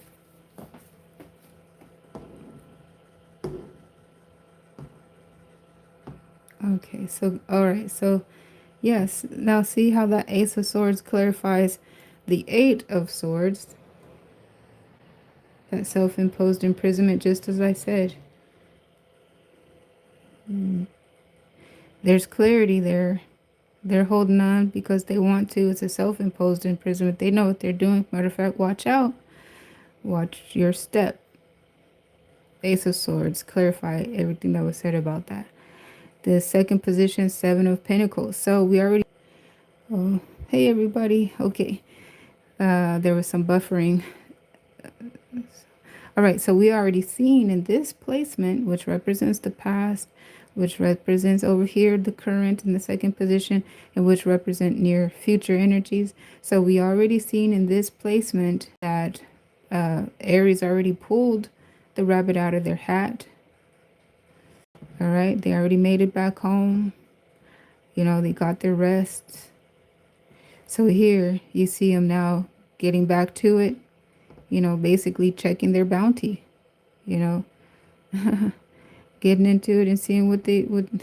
I chuckled, guys, because back in the day it was called booty. And I was going to say checking their booty. But anyways, bounty back in the days of antiquity, like in the Bible, I believe it's called booty. But anyhow, yep, checking their, you know, their bounty, checking what they have, making plans for everything, re-strategizing type energy, you know, or how is it described in the Seven of Pentacles? But it's interesting. We've been seeing Aries be very diligent in their steps. Because first we were seeing it in the Four of Fire, or the Two of Fire, the Three of Fire, where we looked it up and seen the first and second decans, especially because of the astrological planets in their house at the moment. So now they're analyzing again, checking their booties. And let's see what goes on. Oh, so the Seven of Pentacles here is what we call, generally speaking, they're assessing their pinnacle tree, you know, so going through their items, and it looks like, you know, determining what it's going to take to nurture, to get the profit off, you know, to get those pinnacle off the tree, basically, to collect their harvest. What's it going to take to nurture this? What's it going to take? What do they need to prune it? What type of light? What type of soil type energy? Calculations and planning. And also at times, maybe it talks about, I mean, we already talked about reprioritizing, but it also talks about cutting losses, maybe cutting some losses.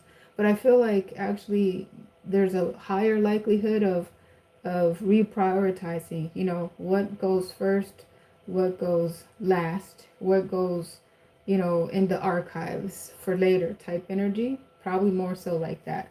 But there goes the Seven of Pentacles, and the Seven of Pentacles is being clarified with the Seven of Fire. So notice the two sevens, those are master numbers, by the way. And we also seen the Seven of Swords. Oh, that reminds me that I said I seen the most beautiful Seven of Swords in Aquarius, because the Seven of Swords technically is the moon in Aquarius. But I've also seen the most beautiful Seven of Swords in the first house with Aries. And this looks like another very beautiful Seven of Swords energy. All the sevens. Seven of Fire, Seven of Pentacles, and we've just seen the most beautiful Seven of Swords as Aries was getting themselves out of that situation that they were in, capitalizing actually on the energies that were in the atmosphere, calling their name, so to speak, right? They heard the call of Mars and was ready to go out there and dance, and was gifted and rewarded in the process. But that was beautiful Seven of Swords. And we're looking at other sevens clarify themselves. The Seven of Pentacles and the Seven of Fire. This I described the Corinth standing on their square at a position of leverage. And so there we go, having these clarify themselves.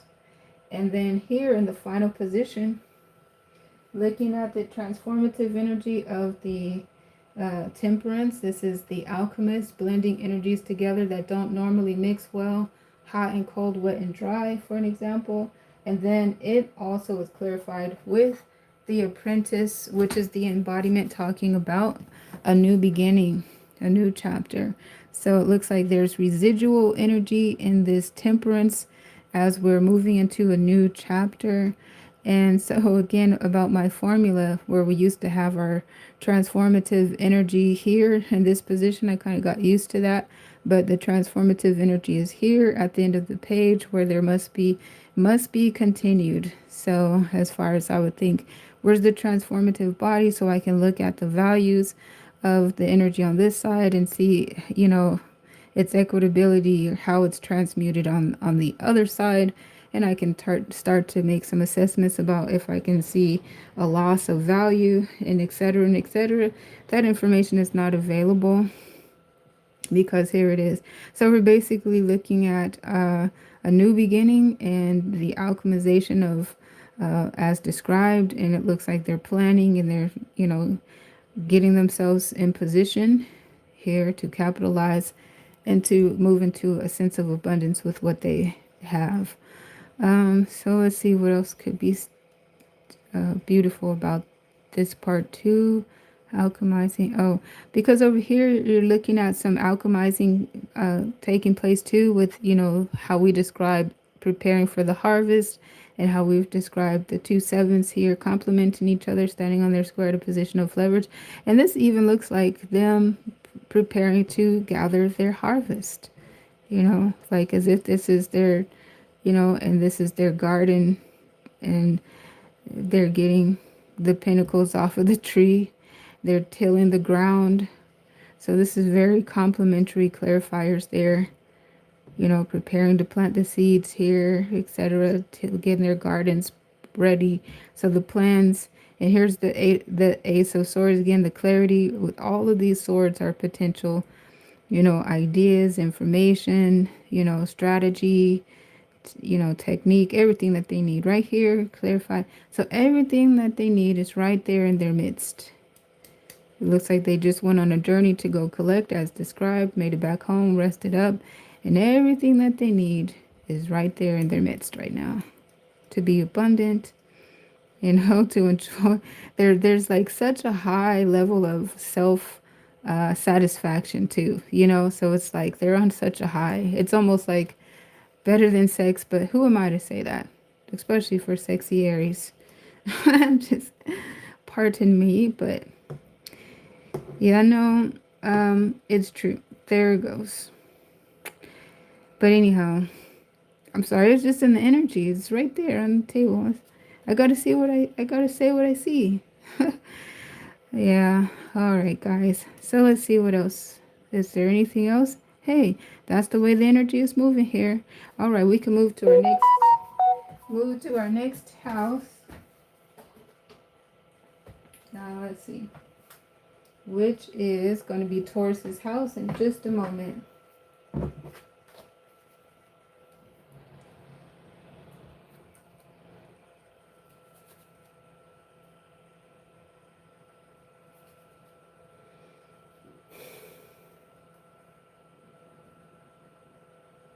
This is interesting. Alchemist right there. Temperance.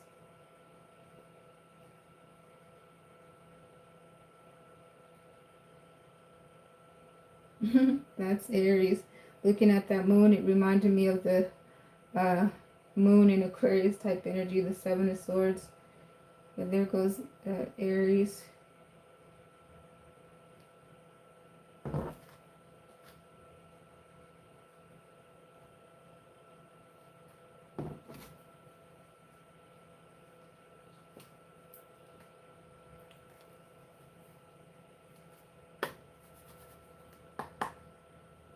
All right. So, hey, chat. Thank you guys for being here. I appreciate your support on the channel and on the video. Thank you for interacting with me. Let's see. Oh, I thought I was going to go there. Sometimes. I don't know why I do that sometimes. It's over here.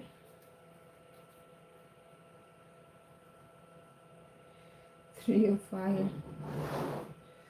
Oh yeah, Saturn's out there too, huh? Okay. Mars is calling. Hey friend. Good old pal, you. Where have you been? I'm in the what house is Mars currently in? The first or second deacon? I'm in the oh, I keep on saying that. Technically, I gotta remember Mars is actually in the fourth house right now. I was feeling Mars in the card archetype. It's in the first deacon of Aries, the two of fire. I'm in the first deacon. So yeah, so there's real time because I'm getting better referring to the planet positions and equating it in the readings. I'm still working on that, getting better with it. But these embodiments are on the table symbolically to give references, help in the translation. So yeah, at any time they could be on the table to offer references for translations. Let's see. It just so happens that getting acquainted with the real-time planet positions is helping to also add additional layers of information. So let's see here. Seven of Pentacles and the Temperance. Seven of Pentacles and the Temperance.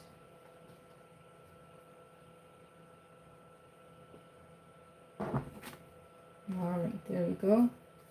Moving to the second house. Second house. Yep.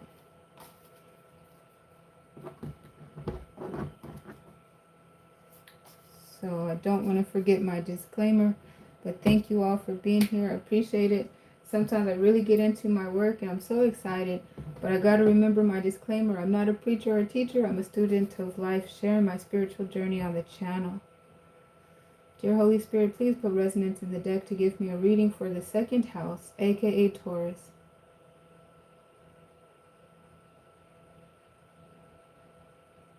So what I mean is I love to read the tarot, so when I get into it, I'm very passionate about it, and I like to share my technique and, how I do it.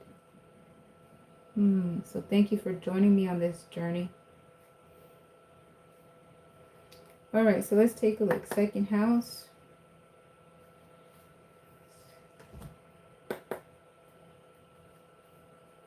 And there goes that one.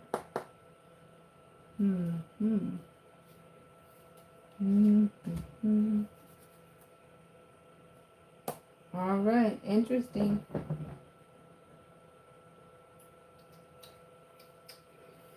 Let's get us some clarifiers here.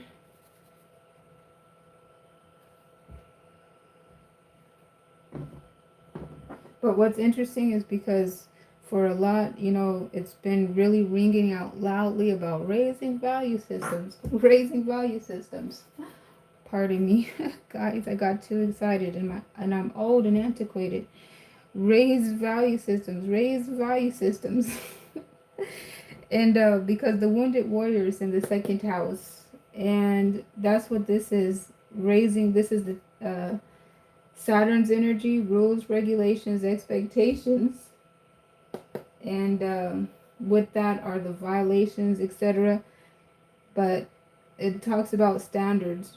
So when I look at the formula of looking at this energy moving through this transformative embodiment and then the output of everything, it's like the Seven of Pentacles is on the stage. It's evaluating the type of energy that's allowed to pass. So it's like preparing to make sure, it looks like the Court is preparing to make sure that they have quality, they got a quality harvest, and that they put quality through the conveyor belt, through Saturn energy, through the checks and balances. So let's see. Let me put that there though, because don't really like just staring at that like that. But let's see what goes on. Yeah, so it looks like Taurus is preparing for quality to put through the checks and balances, and then, you know, we have the apprentice, which represents a new beginning. But to me, it really refers to, so yeah, if I say, hey, raise your value systems, it's the second house indication in another house, as it has been making its appearances in various places. That's, I feel like that is the Chiron, the wounded warrior, in the second house.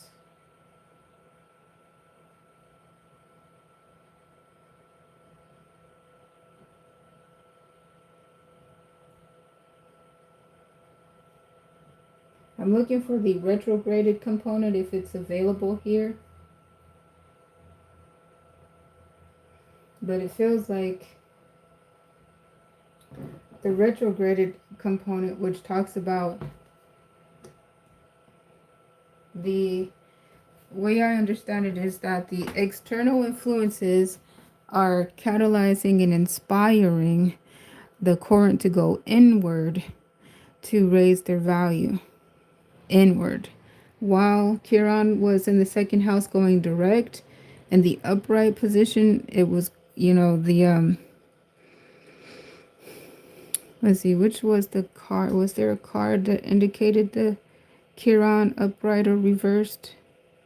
Or just indicating that this energy is available, and when it's going direct, it's in the upright position, like it's expressed, the values externally are being expressed, right? So it's interesting how that, so now it's gone retrograde, so the values are inwardly catalyzing and raising. But the reason why I said that is because inwardly, this is a process that one takes in. They are looking at this, analyzing. This analyzation is taking place within their process. They are assessing what they need to do to nurture this pinnacle bush. They are assessing what do they need to do to have the best output, the best fruit, the best harvest to put into the standards, the Saturn energy. 10th house, Capricorn. So otherwise, if it's not going to meet the checklist, it's going to render toxicity, overindulgences. And in this spread, you know, that would not allow the energy to move to a new chapter. So this energy here, for an example, with Saturn being there, Saturn energy is the world card. So it's to, that's even talking about mastering the lessons, mastering the tests, you know, making the checklist, you know, and there's Saturn energy that talks about ascending in the karmic cycle and mastering those lessons and moving to a new beginning. So just off the page, that's the way the energy is moving through this house. Now, let's see here. How would you see that in a relationship reading? But it talks about in a relationship reading, I feel like this is speaking on bachelor, bachelorettes, even those that are in a connection potentially. But generally speaking, bachelor, bachelorettes, assessing their partners, assessing their values. You know, they may have found themselves in connections that aren't resonating with their values. They may have found themselves in connections recently that were violating and lowering their value, their sense of self. And they know that they're worth more than that. You know, so going back to the drawing board, you know, for an example, for those who were in a connection that just, like I said, like I described it, that just really lowered their value. So this is assessing, nah, You know, that connection is not, you know, this is what I'm worth, this is what I deserve. I know myself, I know my capabilities, but it's almost a suggestion of relationship. They're taking the stage, reevaluating things. So they just went through something that potentially tried to devalue them. They just went through something. It doesn't. Well, I was about to say that's in a. I'm looking. I was looking for relationship context, but it started to transfer into not just relationships. It could have been a work and a career situation. It could be anything objectively that they're looking at and assessing that they feel devalue them.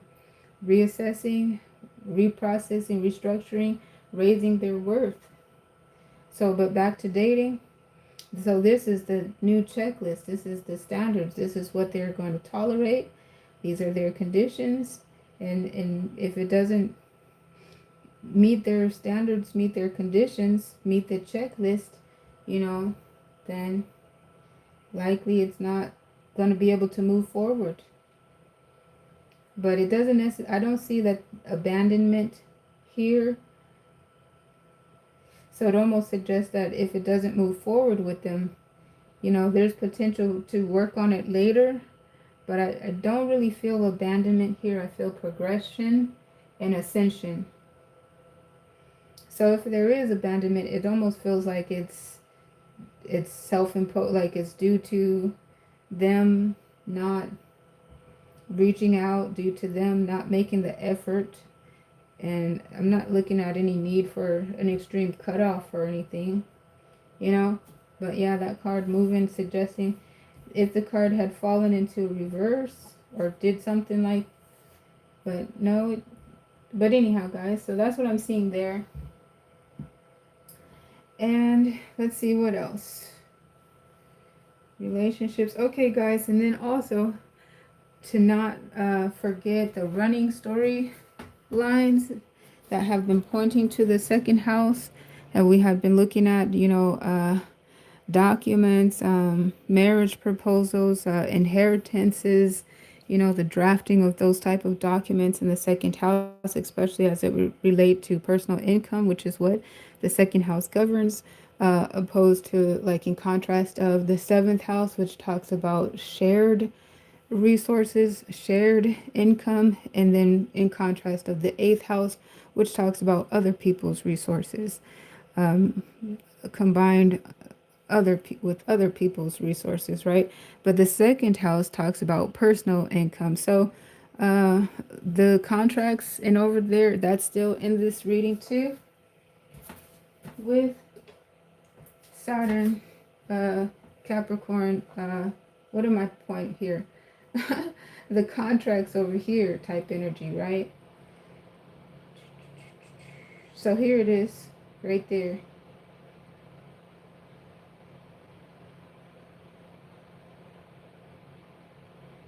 Because the Hierophant itself is in the second house. That's a second house embodiment. It also has a shared space with the seventh house, Venus, with that Hierophant, and yeah, Venus. They share Venus. Currently, Venus has just made it back to the seventh house, so back home. But so yeah, the Hierophant is the contractual agreements, is the marriage embodiment. You know, it is the hard wired mentalities and think pieces. So then this part here are the checks, the balances, the expectations of that agreement. So there it is, right there. And so over here is where there's still, you know, the processing and the reevaluation. And here it looks like the document is prepared and ready for release. And then in the storyline that had been running, we had seen that there would be a resend and a reprocessing, a redraft, a tailor-fitted gift or, you know, will, inheritance or whatever it was, tailor fitted. So there was a whole storyline about that, but here you would see the potential of the redrafts. You know, it goes back, it's analyzing, oh, you know, is it perfect now?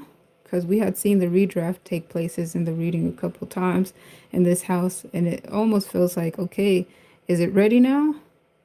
Because this is a continuation. We had already seen where there were other teams, other offices, other jurisdictions, of the processing process moving forward, and it looked like it needed to go to different office. So that part already played out. So here it looks like it's about ready for final, for release, because it's so simplified too, right? So it's like, okay, is it perfect now type energy? And it's like, okay, yeah, send it through. It's ready for release. That's what that looks like. But we shall see. There's two major arcanas here.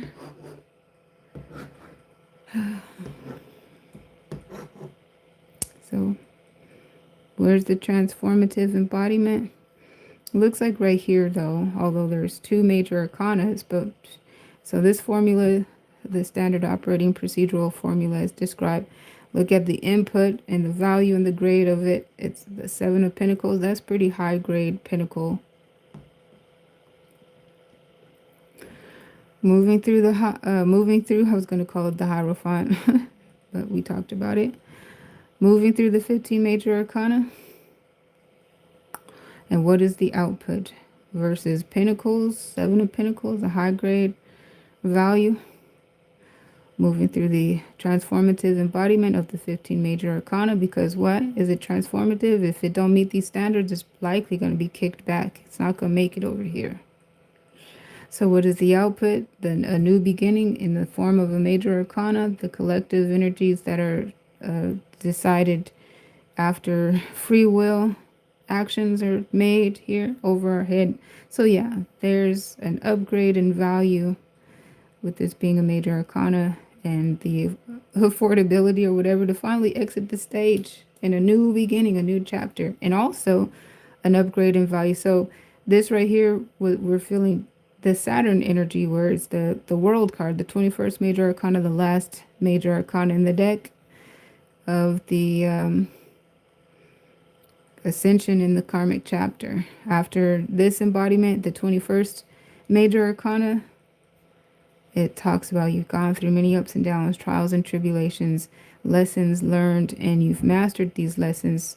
So you're ready to ascend in your karmic chapter and move forward in your new beginning. So yeah, to take Seven of Pentacles and then to move it through these transformative bodies, I would say that's definitely an upgrade energetically speaking. Where did my pentacles go? Well, right here. It's like you showed your discipline. You showed your discipline.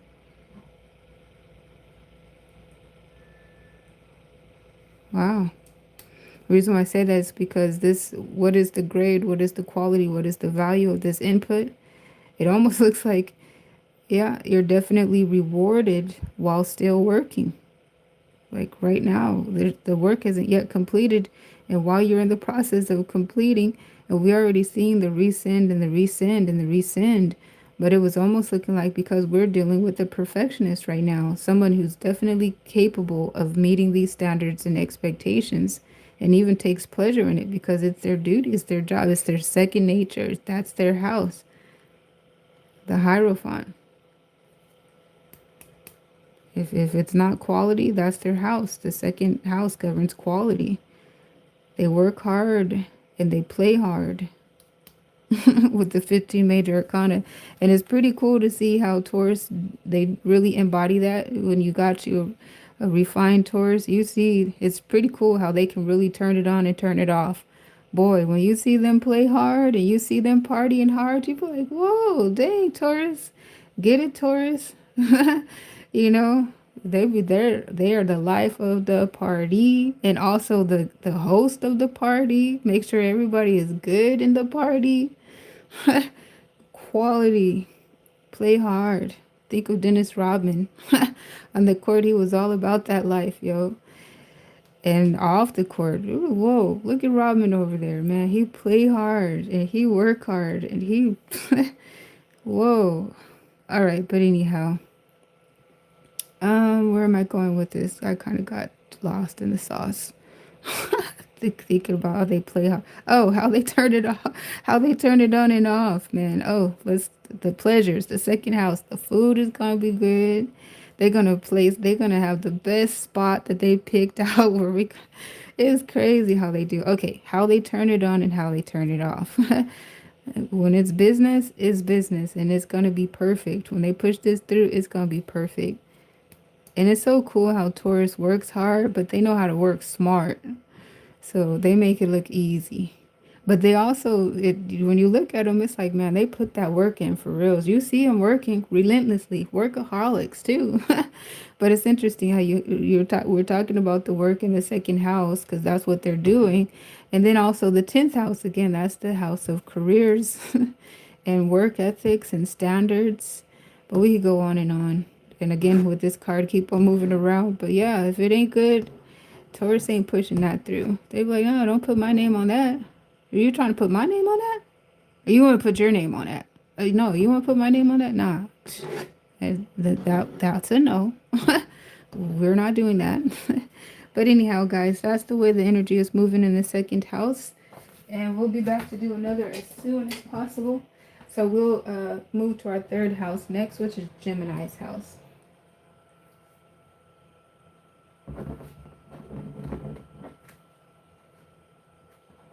Let's see.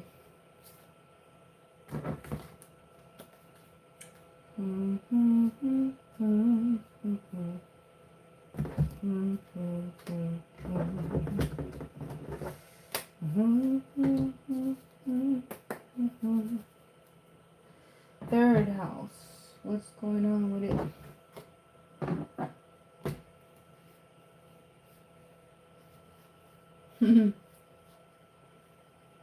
Give us free.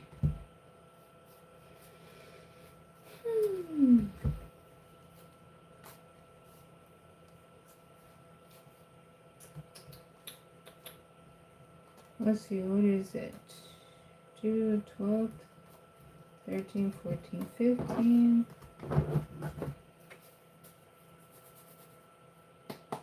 All right. Hey guys, so again, I just don't ever want to get too lazy saying thank you for your support on the video and on the channel.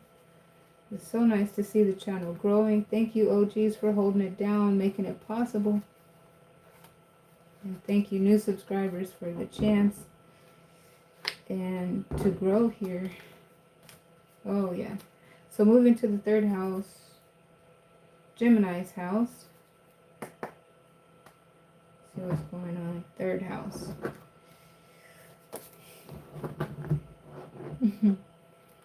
Whose house? Gemini's house.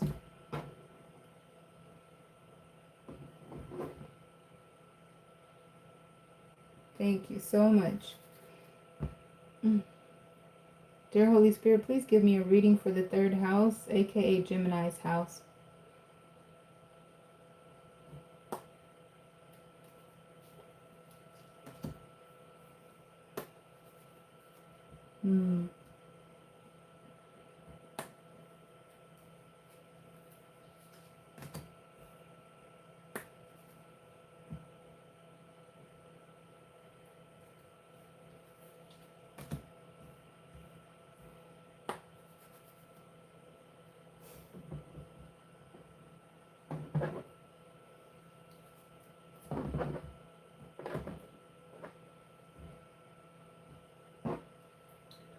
Let me see here.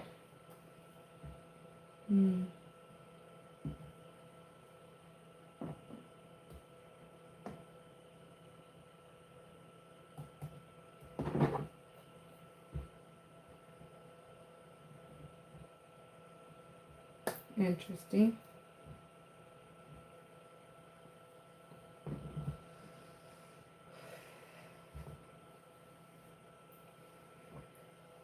This is Mars and Gemini.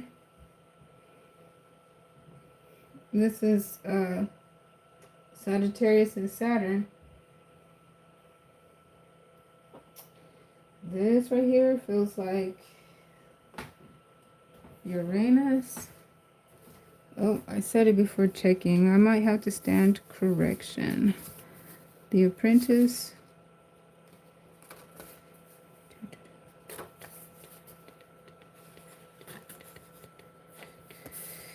The Apprentice, yeah, Uranus. That's correct. So it has some Aquarius energy. But a new start, a new chapter. So just generally speaking, it looks like they have a heavy load burning the midnight hour, the candle at both ends of the stick.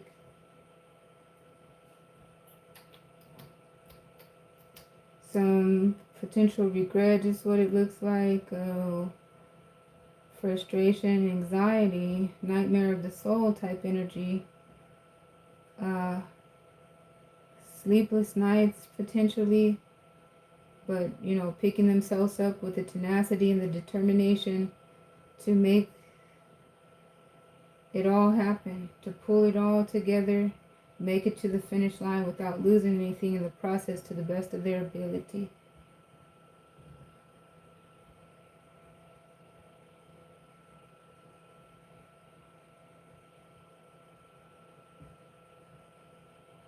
Yeah. So let's see here. Because I had to stop and talk about it because I wasn't really feeling the, there it goes.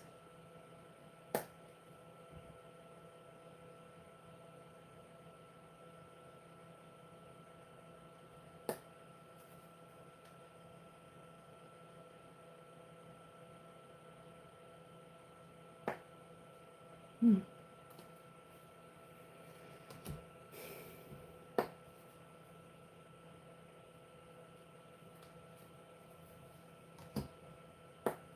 Mm.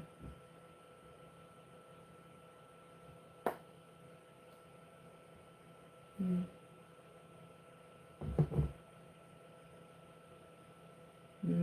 Mm. Wow.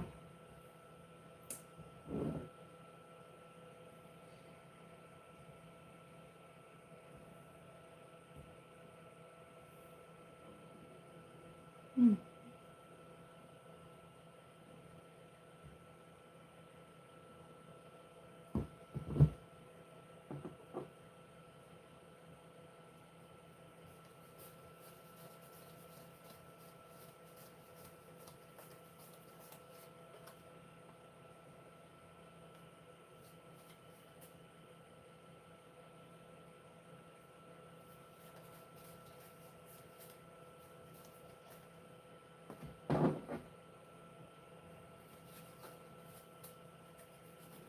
Mm-hmm.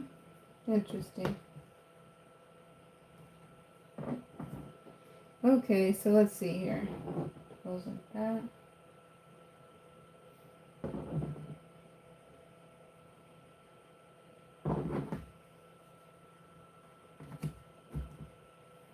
Okay.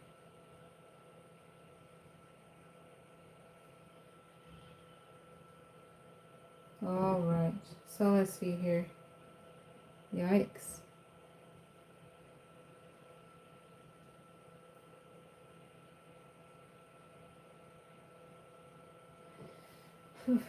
Well, let's see here. There's that goes. And what was interesting is that the clarifier, the clarifier. So I'm glad I spoke on it first because this is Sagittarius and Saturn, and there goes Sagittarius's archetype in a major arcana, the Temperance. So I thought that was cute. So I chuckled, geeking out. Like, that was cool. Okay. So what we have on the Nine of Swords, we described that sleepless nights, stress, burning the candle at both ends of the stick. Clarified with the Queen of Pentacles, points directly to the 10th house. 10th house, Capricorn energy, 15 major arcana energy. Oh, well, lately Saturn's been making a pronounced reference. It's always been there though because that's Capricorn's ruling planet, Saturn. But so yeah, as it's being clarified, and also the 10th house governs the career, work ethic, standards, expectations.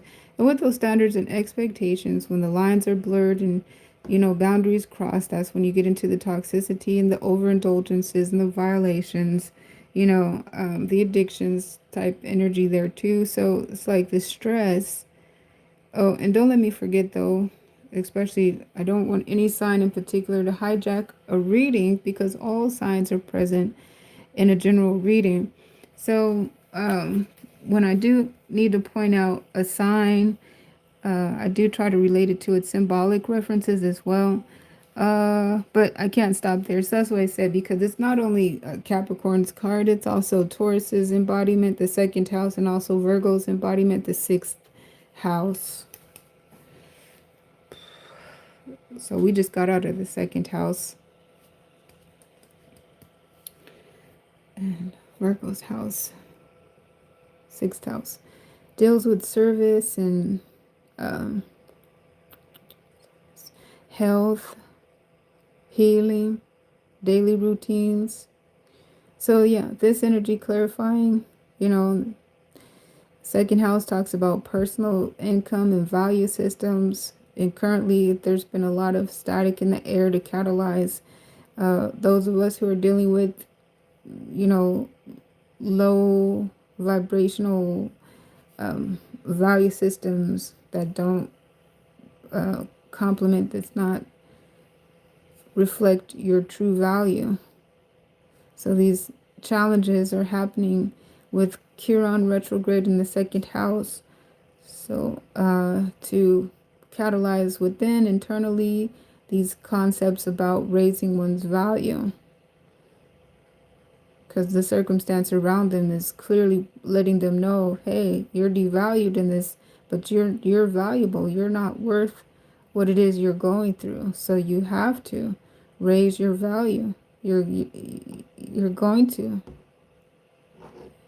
So the Nine of Swords is that passionate energy that progresses the current through. Like, you just get this passion. You have this drive. It's undeniable. It's like a travail type energy that is just, it progresses. Like anything is better than this, for sure. Anything is better than this. So speaking on that, that's where we go. Anything is better than this type energy. So you have the Alchemist here, and also the Page of Fire moving. The Alchemist there, that's Sagittarius's energy. The ninth house, Sagittarius's house, governs movement. Travel of the physical body, travel of the psychological mind, higher learning. So movement into this new chapter. And this is where they're valued. This is where the energy is valued. This is where Gemini is valued, appreciated, finding their niche. So very similar to Capricorn reading too, 10th house reading. So moving here to that refreshing. So you see this liberated sense of freedom and refreshing, because over here it was just really stressful. Very, very straining, draining, toxic, diminishing of their value and of their sense of worth.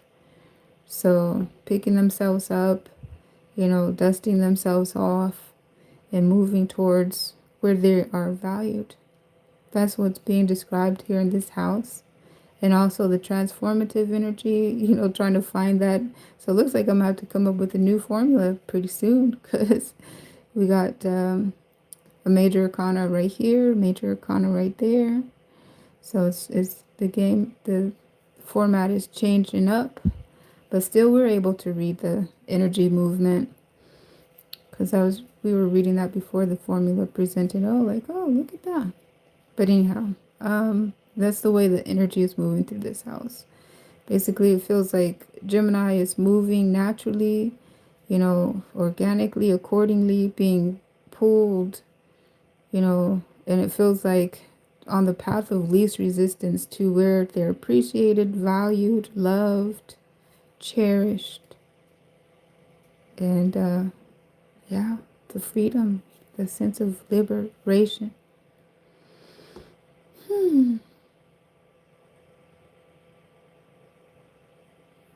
Yeah. So good. This is really positive to see this energy moving this way for Gemini. And the third house, which governs communication, information, intelligence, intellect. Because, like, for an example, if it felt like it was difficult to speak one's truth, you're starting to see more alignment on the table. Like, how does this relate to third house, where it deals with communication, information, technology, you know, logic, and also the siblings and the sibling rivalry type energy, the smaller group and organizations like the extended families, neighbors, you know, the small organizations, everything that we describe when we're in the third house. So it looks like tensions are starting to loosen up. Acceptance is starting to be had over here. Surrender feels like the process of surrender, which just naturally moves them to where they need to be. But what do you mean in this surrender? Because it's almost like anything is better than this. I got to get out of this energy. This is, you know. But it also feels like they definitely are accomplished. It feels like, let's see, because the temperance is just makes everything okay, blending energy together that don't normally mix well, and the higher learning, the lessons learned, you know. Oh yeah, so the Saturn, yeah, it felt like Saturn because you can't also, it's like accomplished because you can't really move through this Saturn energy without mastering lessons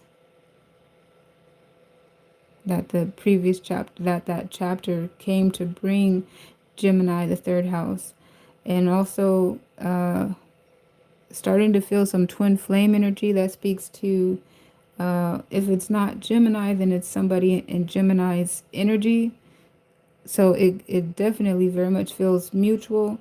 And then that's where you get the sibling rivalry that's mentioned in the third house, and those small group organizations, for an example, that's represented in this third house. If and where there is dissonance, there's a mutual, surrender. There's mutual moving to where there's appreciation. There's mutual upgrade of one's value, moving on, moving forward. And it feels like the choose your own battle type energy versus the win at all cost mentality. And where are we getting that? Five of Sword, retrograde, choose your... No, I can't. My memory. I have to review the video. It's somewhere in our placements. Retrograde. Was it Pluto in the third house? Or is it... it might be a combination of Pluto retrograde in the 11th house and the North Node and the 11th house South Node in Leo. But anyhow, that's a planetary position that is catalyzing. Plus, oh yeah, Gemini themselves, don't they have, I think we just read it. What do they have in their house right now? Gemini, Uranus. Yeah, the revolutionary energy of Uranus is currently in Gemini's constellation at 5 degrees. So it's still in the first decan. So what is Gemini's energy in the first decan? Just curious. What is Gemini's energy in the first decan? And the tarot. Gemini first decan is the 8 of Swords. That's the 9 of Swords. Okay. So the 8 of Swords is Gemini. That's Jupiter. It resonates with Mars though. Yeah, so we already did talk about that's Mars and Jupiter. I mean Mars and Gemini. Yeah, Mars and Gemini. Mars and Gemini. So it's interesting because the 9 of Swords would be stressful, really, to anyone as it looks. But then when you're dealing with swords and you're dealing with air signs, sometimes the resonance is a little different when you're dealing with the swords. Because you look at that card and that's Mars and Gemini. But how does Gemini deal with Mars energy? Greetings in the chat. Hi everybody. I'm always, I don't ever want to forget to thank you for your support on the video and on the channel. Thank you for interacting in the chat, guys. Let's see here. Mars and Gemini.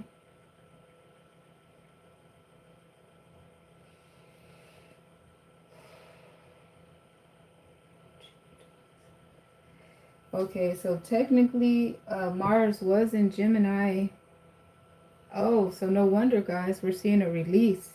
Because Mars was in Gemini from June 28th of this year till August 11th of this year. So there has been a release. So there's likely some residual energy of that Mars. But so no wonder we're looking at a release. Because Mars is not in Gemini anymore in real time. So I feel like this is, oh yeah, as a matter of fact, this is past energy as well. So Gemini could start to feel themselves getting out of that energy with this temperance.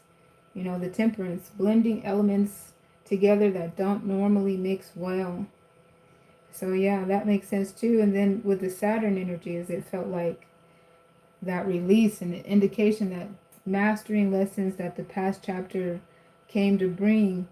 So ascending in the karmic pattern. So yeah, actually in real time, Mars was actually in Gemini till the August 11th. So let's see, that was about 10 days ago, give or take. And then what else? Mars and Gemini. Mars and Gemini. Detriment. So I'm not sure. Is Mars in detriment in Gemini? No. See, that's what I was about to say. These look very stressful, but the resonance is different when you're dealing with sword energy. No, Mars is not in detriment in Gemini. It's considered neutral. In astrology, Mars is in detriment in the opposite signs of its home rulership, which are Aries and Scorpio. So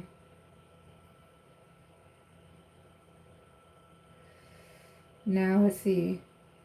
Gemini is ruled by Mercury. Mars in Gemini acts with neutral or peregrine energy. Hopefully I pronounced that correctly. So let me come over here a little bit closer. So yeah, Gemini is ruled. Oh yeah, so again, in traditional astrology, Mars is in detriment in the opposite signs of its home, which again is Aries and Scorpio. But that's interesting because I kind of thought Mars rules is home in Aries, and I thought Mars is home in Scorpio too. Oh, that's why it's saying, okay, so signs that are opposite of Aries and Scorpio. I'm glad I read that again, like, huh? Okay, so anyhow, so it looks like those detriment signs for Mars are Taurus and Libra. Okay.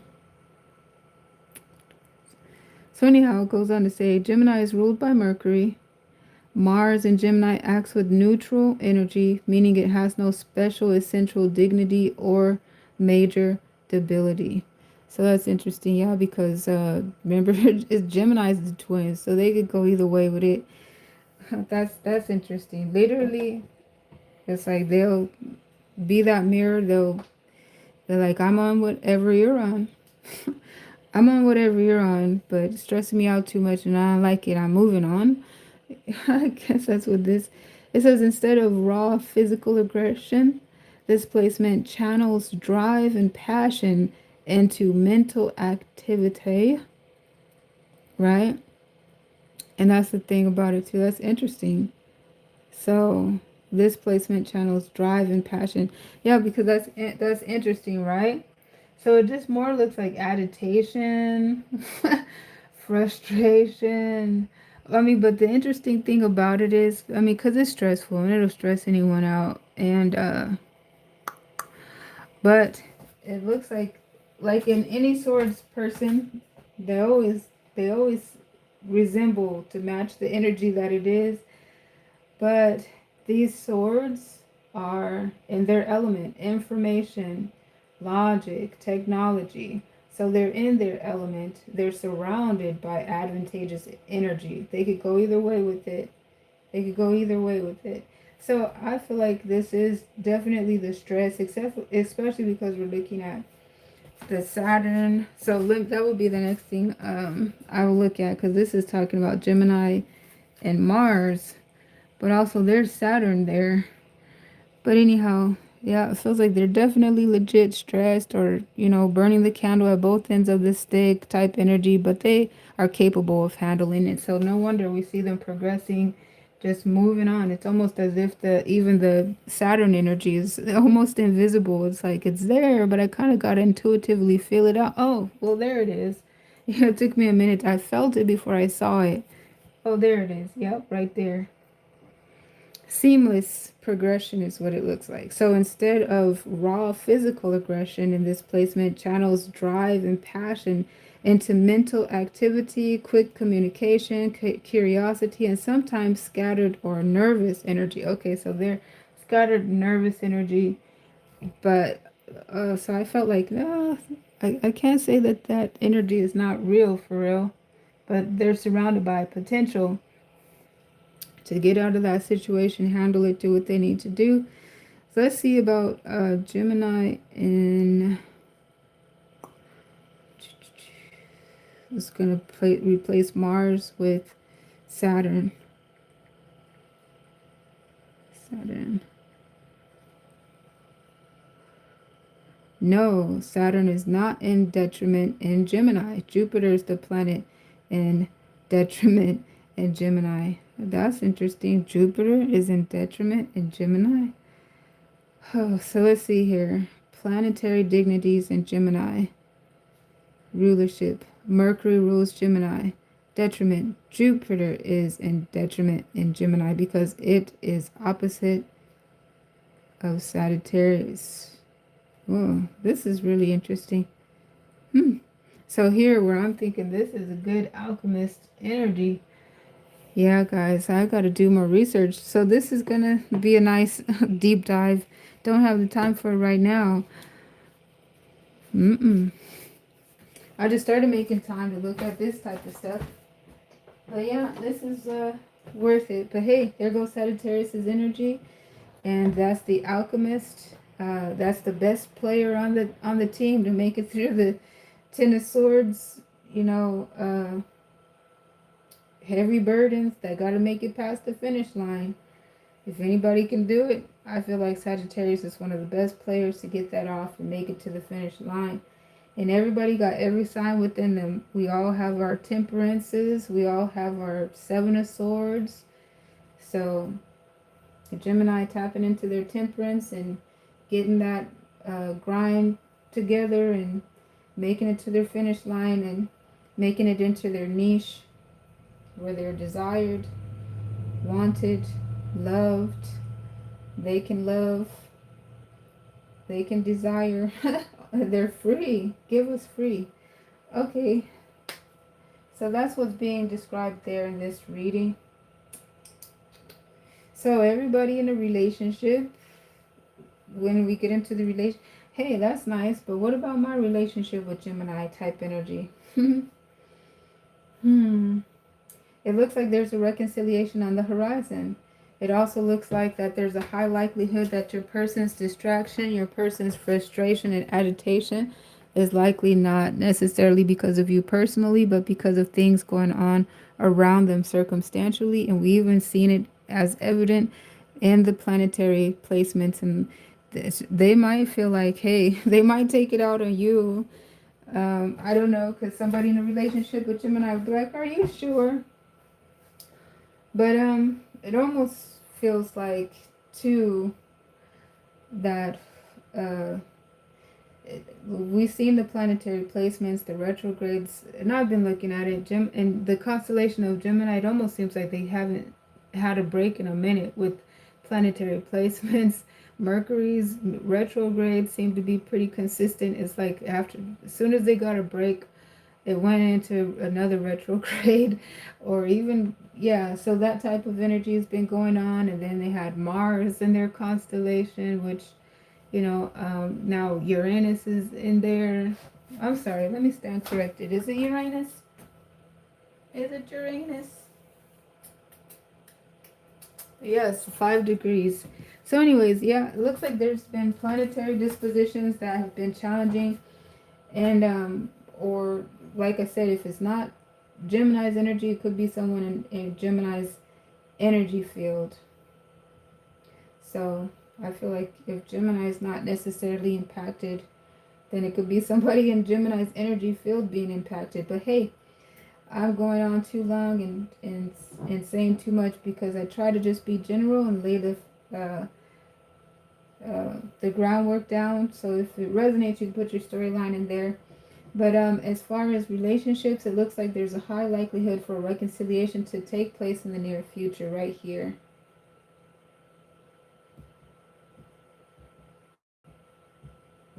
So it looks like what I was saying, stressors that they're dealing with, just in general around them, trying to get everything off the ground, trying to make it to the finish line.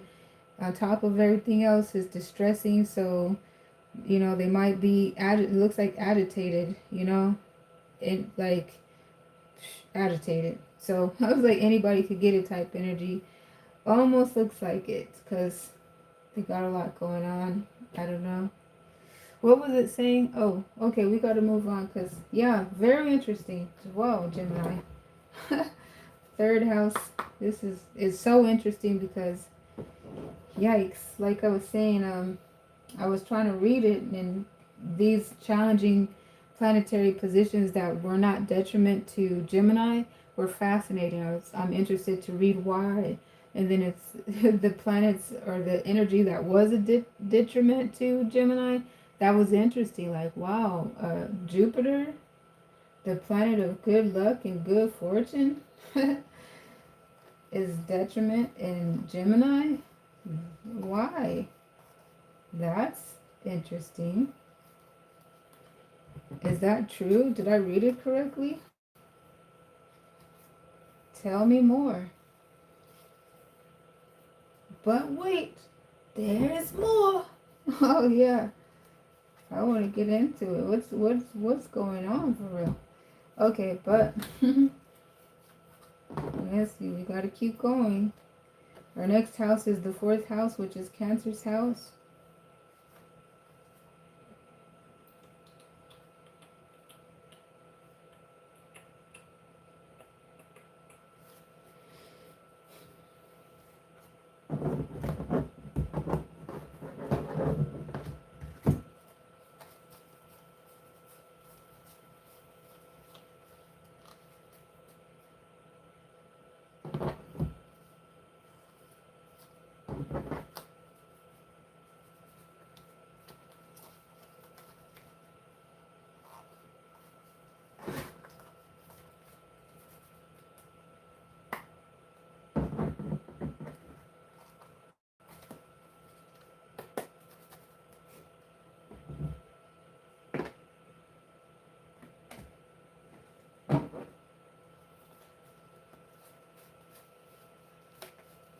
Mm-hmm.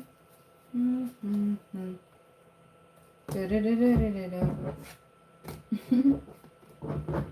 The Magician. Ah.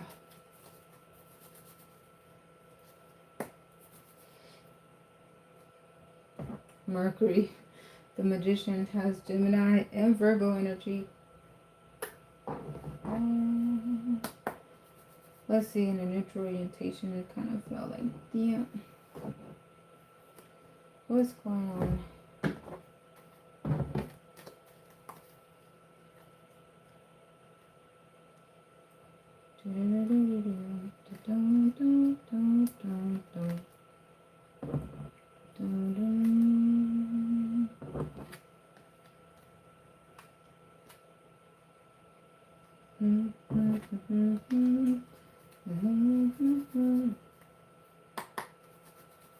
Okay. All right. The fourth house, Cancer's house. Whose house? Cancer's house.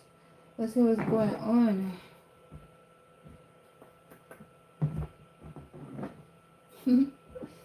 There we go. All right. Dear Holy Spirit, please put resonance in the deck to give me a reading for the fourth house, aka Cancer. Woo. Okay.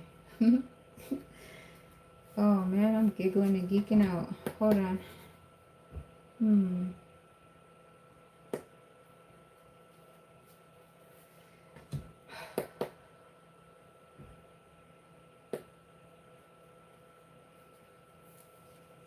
Hmm. Hmm. Hmm. Hmm.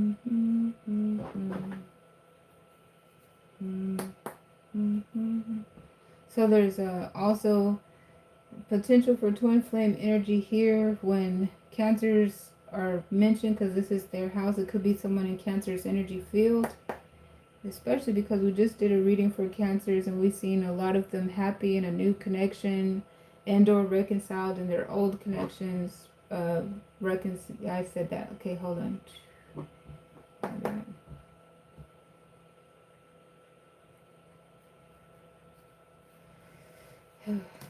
So let's see.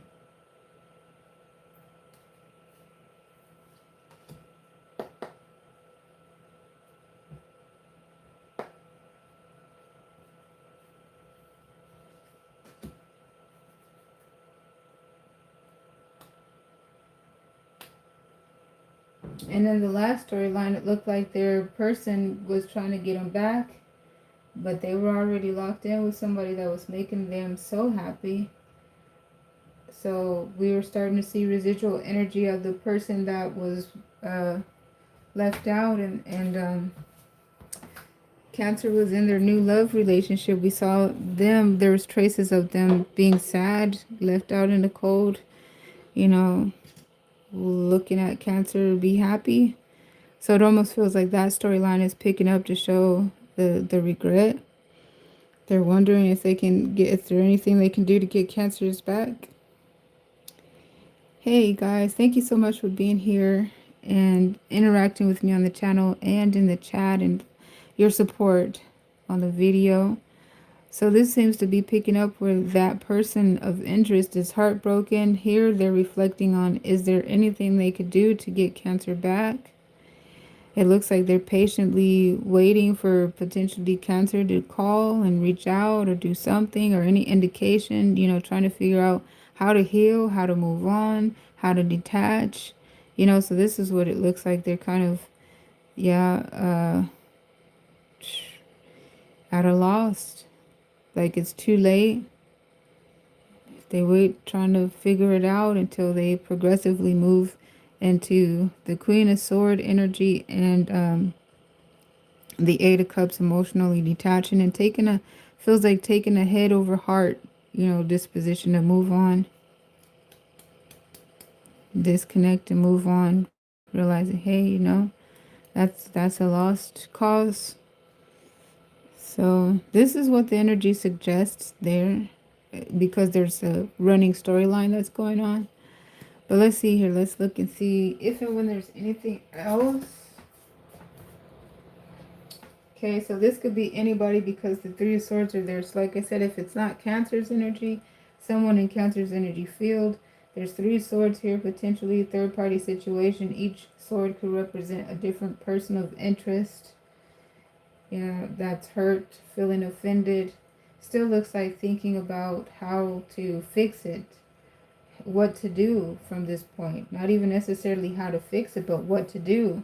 The Seven of Pentacles also, I almost forgot, talks about cutting losses. So that's part of the equation too. Cut losses, work on it. If I decide to work on it, how do I work on it? You know, so that moon energy there. Uncertainty and just trying to regroup and get that head over heart mentality and emotionally detach and move on.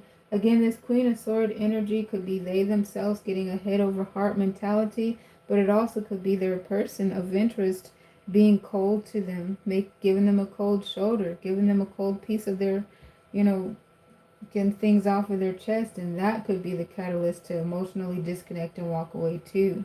The cold shoulder, the sharp words, the harsh logic in some cases, and the refusal to take accountability also is indicated. So, you know, it also looks like it could feel like potentially with this, there might be a chance for reconciliation right around here. It almost feels like, because we're looking at a presence here, the Queen of Swords. So this could be an embodiment of Cancer's person of interest making an appearance. So it feels like, whoa, there's a chance for reconciliation, but then it feels like no, because this energy right here is very detracting, and you know, they want to just emotionally disconnect and walk away versus deal with whatever the Queen of Swords. So there's a likelihood that the Queen of Swords might be telling them some hard, cold facts or reminding them, but whatever it is, it's inspiring them to move away. So that's what this, the energy is moving in that direction. So let's see, the fourth house deals with, oh, yeah, the fourth house, let's see, deals with housing concerns, but it also reminds me of a reading that we did in Aquarius's house, and the Queen of Cups was there. It looked like there was strong indication of Pisces and Aquarius. See, no, not Pisces. That could be too, because there's a lot of people in Aquarius's reading, but no, Cancer's energy took the stage in Aquarius's reading. So, oh, and there goes the Queen of Swords too. So that could be Libra. Technically, it points to Libra, which is the seventh house, governs the seventh house. That's where Venus is. Love, marriage, energy, relationship, partnerships, etc. But going back to the 11th house, Aquarius's house, Cancer took the stage, and it looked like their energy was in the sixth position at that time, and it was concealed. It was blocked, and I felt their energy intuitively first. I said, I think Cancer's energy is right here, but it behind this block. It felt hidden. So it's interesting to see Moon right there. Moon, hidden, potentially, unknown. Protection, Alchemist, Temperance. I was like, that block feels kind of like protection. What is that about? But anyhow, if we're looking for that energy, it would be right there. And about the block felt like a protection. What is that about? So here looks like would be the energetic embodiment of the block. Here looks like some dissonance as well. But interestingly enough, it feels like it's the logic, the information that is interesting, that's the protection. Someone's ability to be masterful with their words, with their logic, the way they're able to lay things down. Block for protection. Anyhow, it's lightweight in the air. If it resonates, I'm going to have to leave it vague there for the generals, the foundation, to put your scenario in it, because I'm grasping for scenarios to fit there, and I'm at all at the same time, because I'm like, I know I seen a Cancer's energy in Aquarius, and there was a block, it felt like, and it felt hidden beneath that block. Something was going on where it almost gave like, where's my person?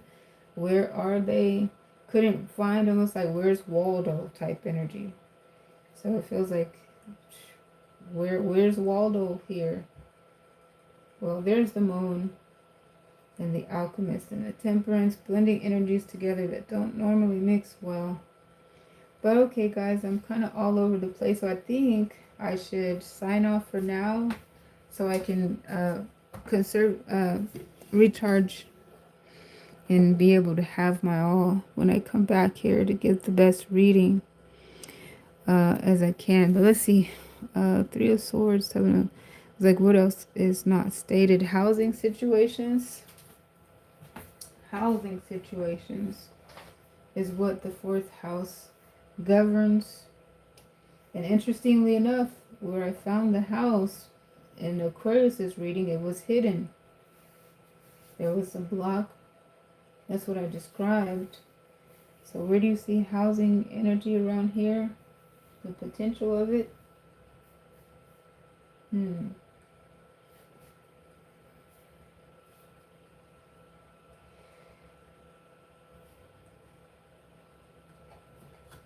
Let me see if I can see anything in this deck. Whoa. Yeah, let's see here. Main man, main woman, marriage and courtship.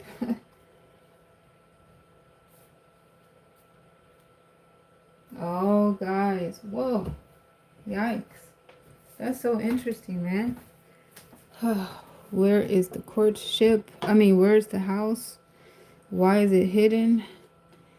But remember there where we were largely describing another person, Three of Fire. So it looks like it reflects back to there. There's the house behind that moon. There's a courtship. There's a new couple.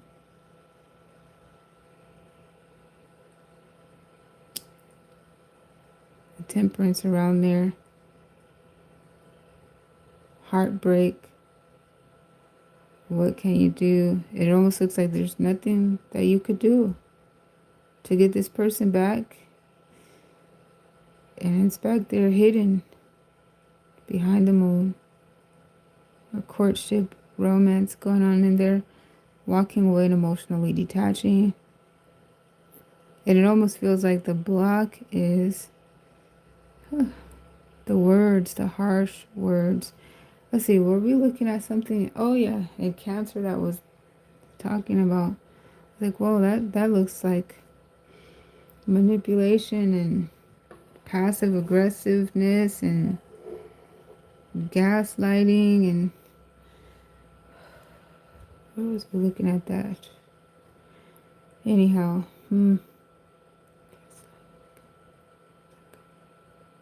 was it in the fourth house that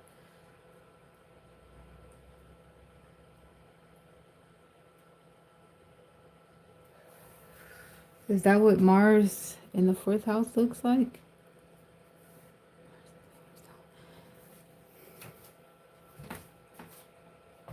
Where is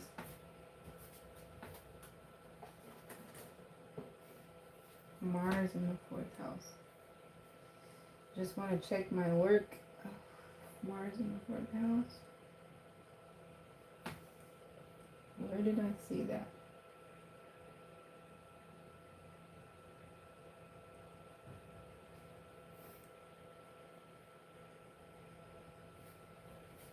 Yeah, I think it was. And Mars is currently in the fourth house. Yeah.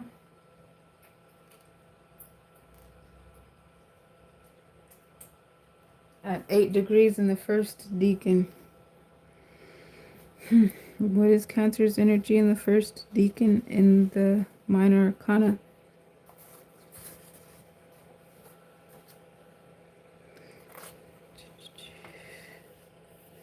Cancer, first decan. Yeah, fine. Oh, Cancer.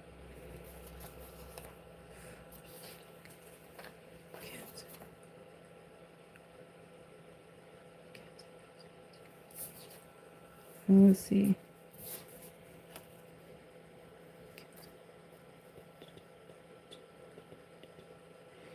Oh, come on. There we go. First decan.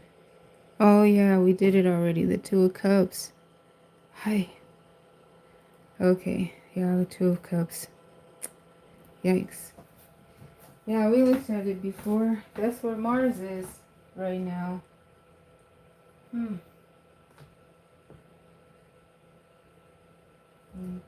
goes the Four of Fire. Two of Cups.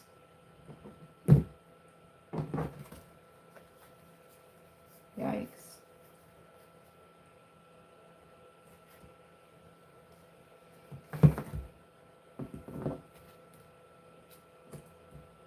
And then those card combinations that came out.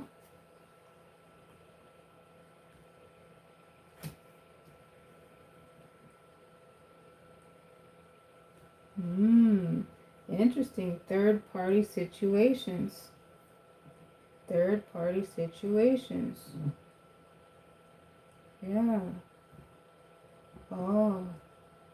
So this looks like, it's almost like duh. Because I don't know why it looked like there was a new person. But it could be a new person actually, because there was an area in Cancer's house where they had a choice. It looks like your person from your past is coming back that you could reconcile with, or it looks like you have the option for a new love to come onto the horizon. And we've seen Pisces get ready, prepared to embrace this. They were ready to. So this could be, but this is what they're looking at. Yeah, they're protecting their home. They're protecting their family from obstructive interference. Third party situations.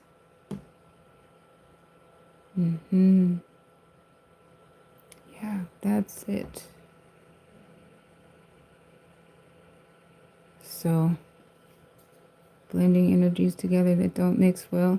So here, this could be the third party's energy. Having to gather themselves together, heal themselves and move on. And this could be Cancer's energy, protecting their home. And also this moon energy could be, we talked about it, how that could be, in some cases, some magic, some spell work, and the moon type energy to protect as well. But yeah, that looks like a reconciliation right there. And the home is protected and hidden, removed.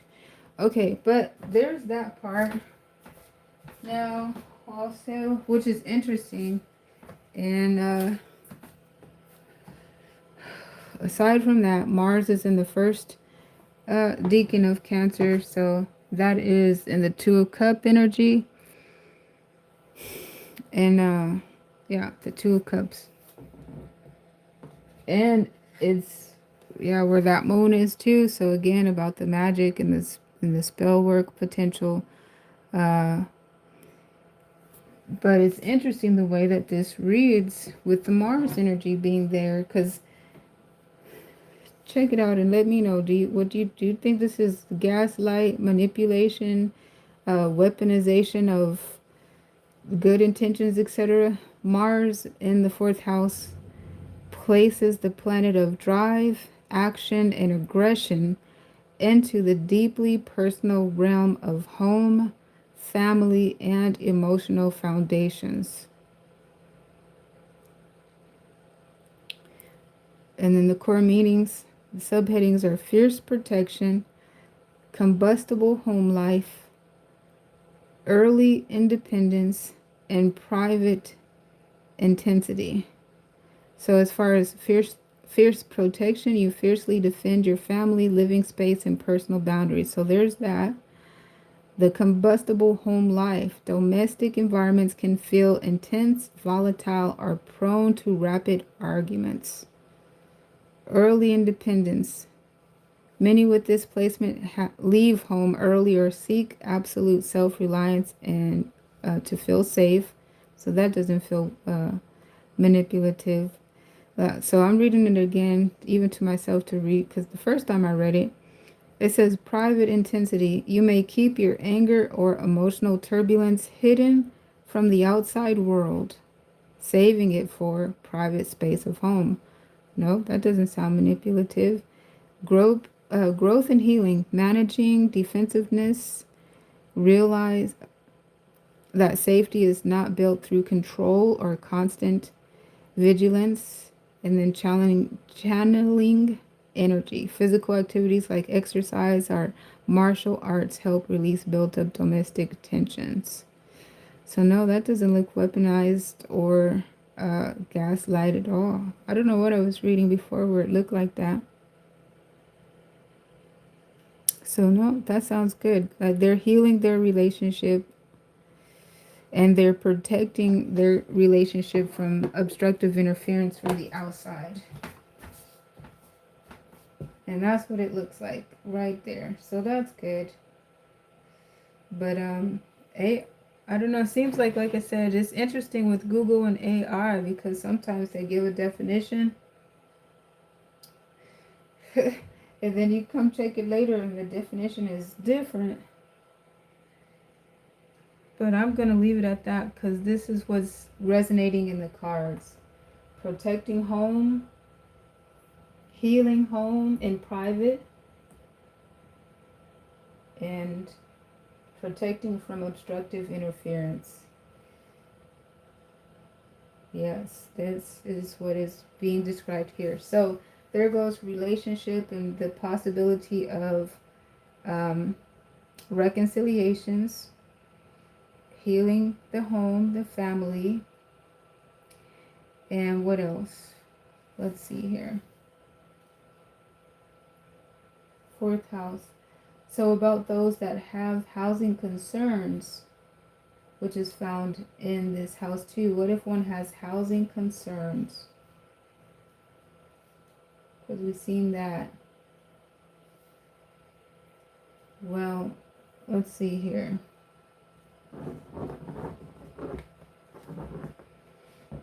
So at the moment, I am just seeing housing concerns though. I'm seeing that there's, throughout this reading, that there are housing concerns.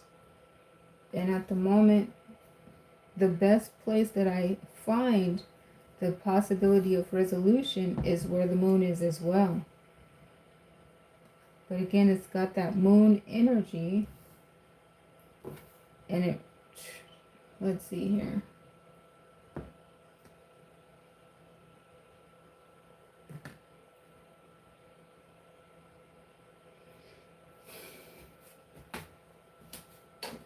I gotta do that because that's what governs, that's what is important in the fourth house, where other people look in the fourth house for solutions. And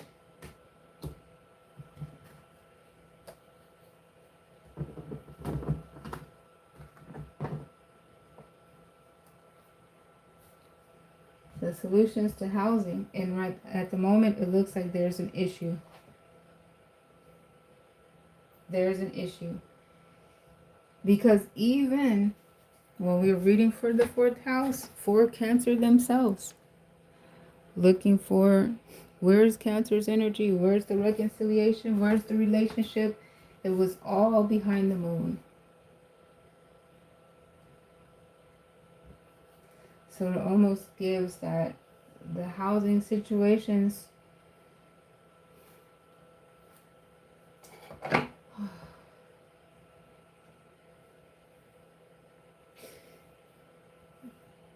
solution seems to also be behind the moon too. So let's see what's going on. I want to actually have to pull some more cards to work on that to be sure, because it's behind the moon, right? And that's the trajectory of the reading that I'm looking at. So I could dig beneath the moon, right?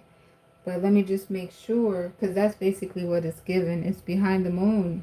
It kind of feels like it's not what you know, who you know type energy. You got to know the right connections type to get in, to that moon.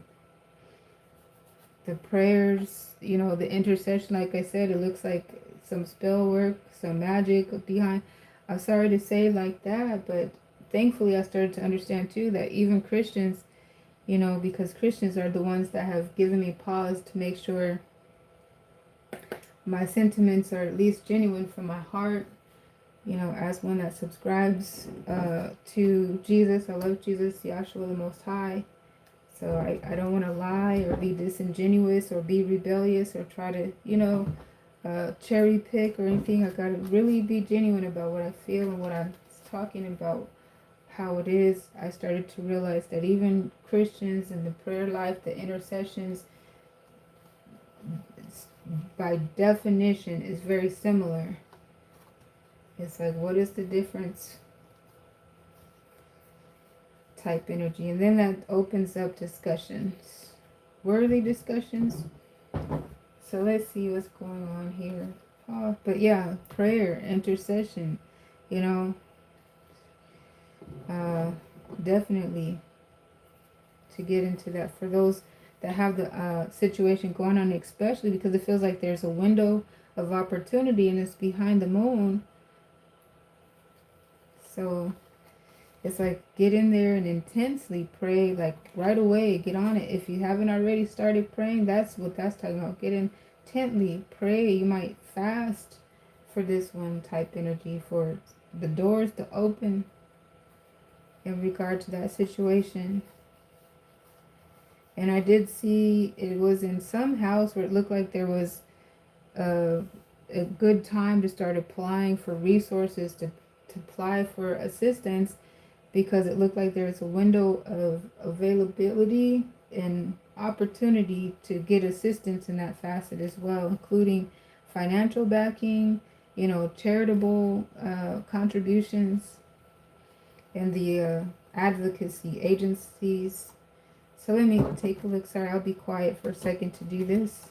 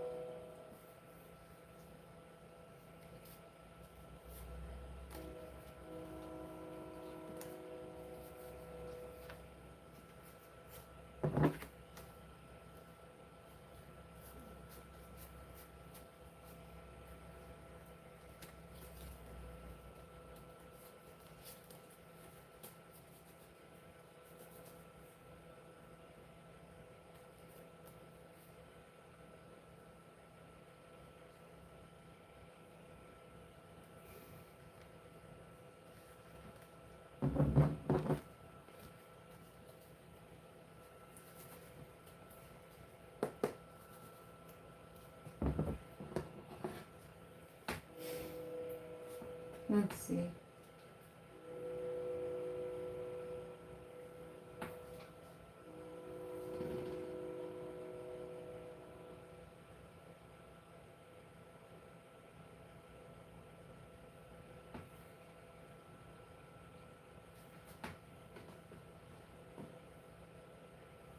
All right, so I put a heart in the chat to thank you guys for your support, and thank you for your interaction and helping the channel grow. So we're going to pull some new cards here for the fourth house to specify, to hone into housing. And we're looking here.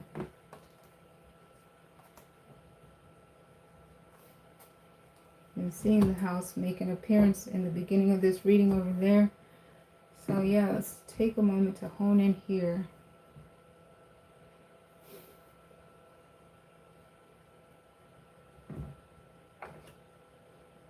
See what I can see, if anything. Okay, I'm going to look in this deck here with the main man, card number 1 at the top. Okay, so looking at despair, card 32. Lovers, card 15. And then main man, card number 1. So I'm feeling like there's a strong desirability and the despair surrounding the housing situation, and lovers, that passion, desire to have it, looks like. But there's lovers. And then I'm looking at the bad health, card 31. And then even 19, the coffin. So, okay. So there's some, okay. So then there's another storyline that reminds of another running uh, situation about inheritance. So it looks like there's housing in question around the despair and the moon energy that's pointing to an inheritance after someone passes away, because we've seen the bad health and then the coffin. And so that points to those type of, let's see what else. Okay, there goes the house, card 20, the energy in question that we're looking to clarify, the house. So, okay, let's look at it. Message, card 7. Bad health.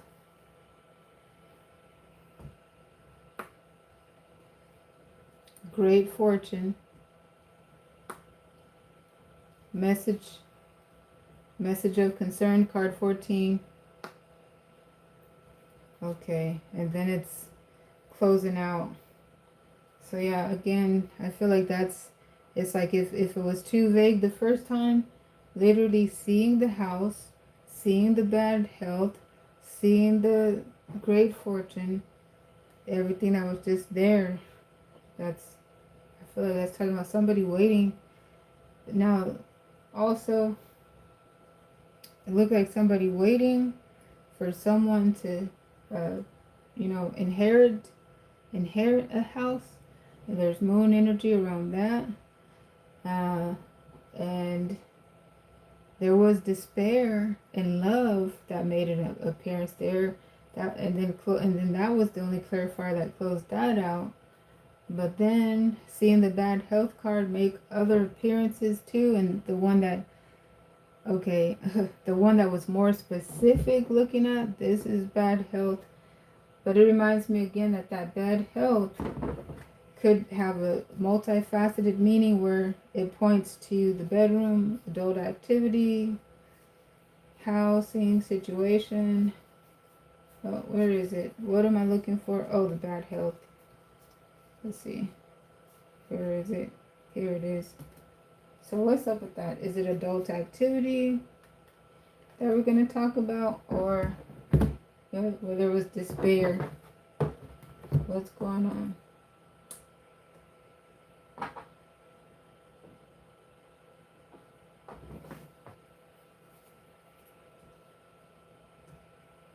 Oh, yeah. 3 of Swords.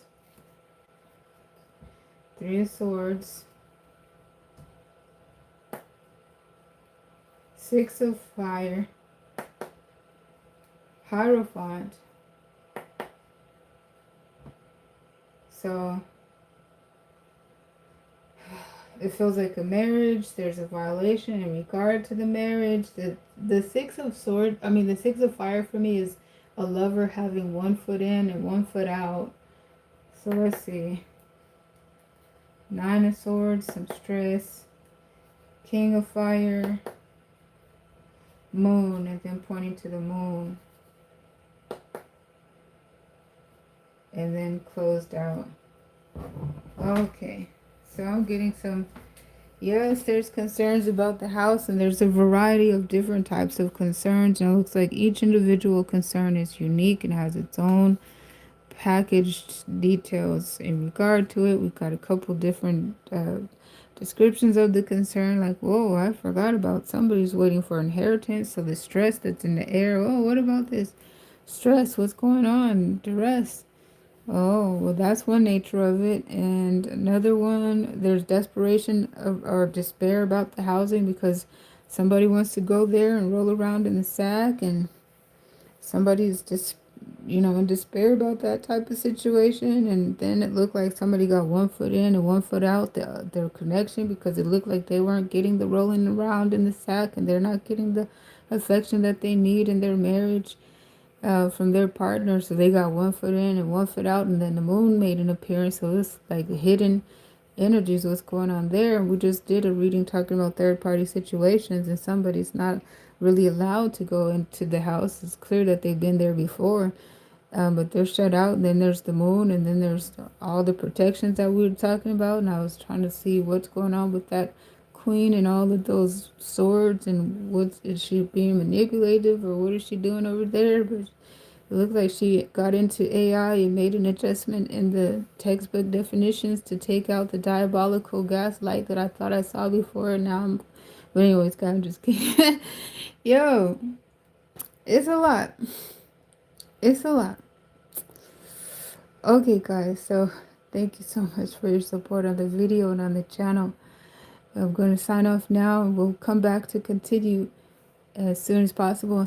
Until next time, peace, and thank you all so much.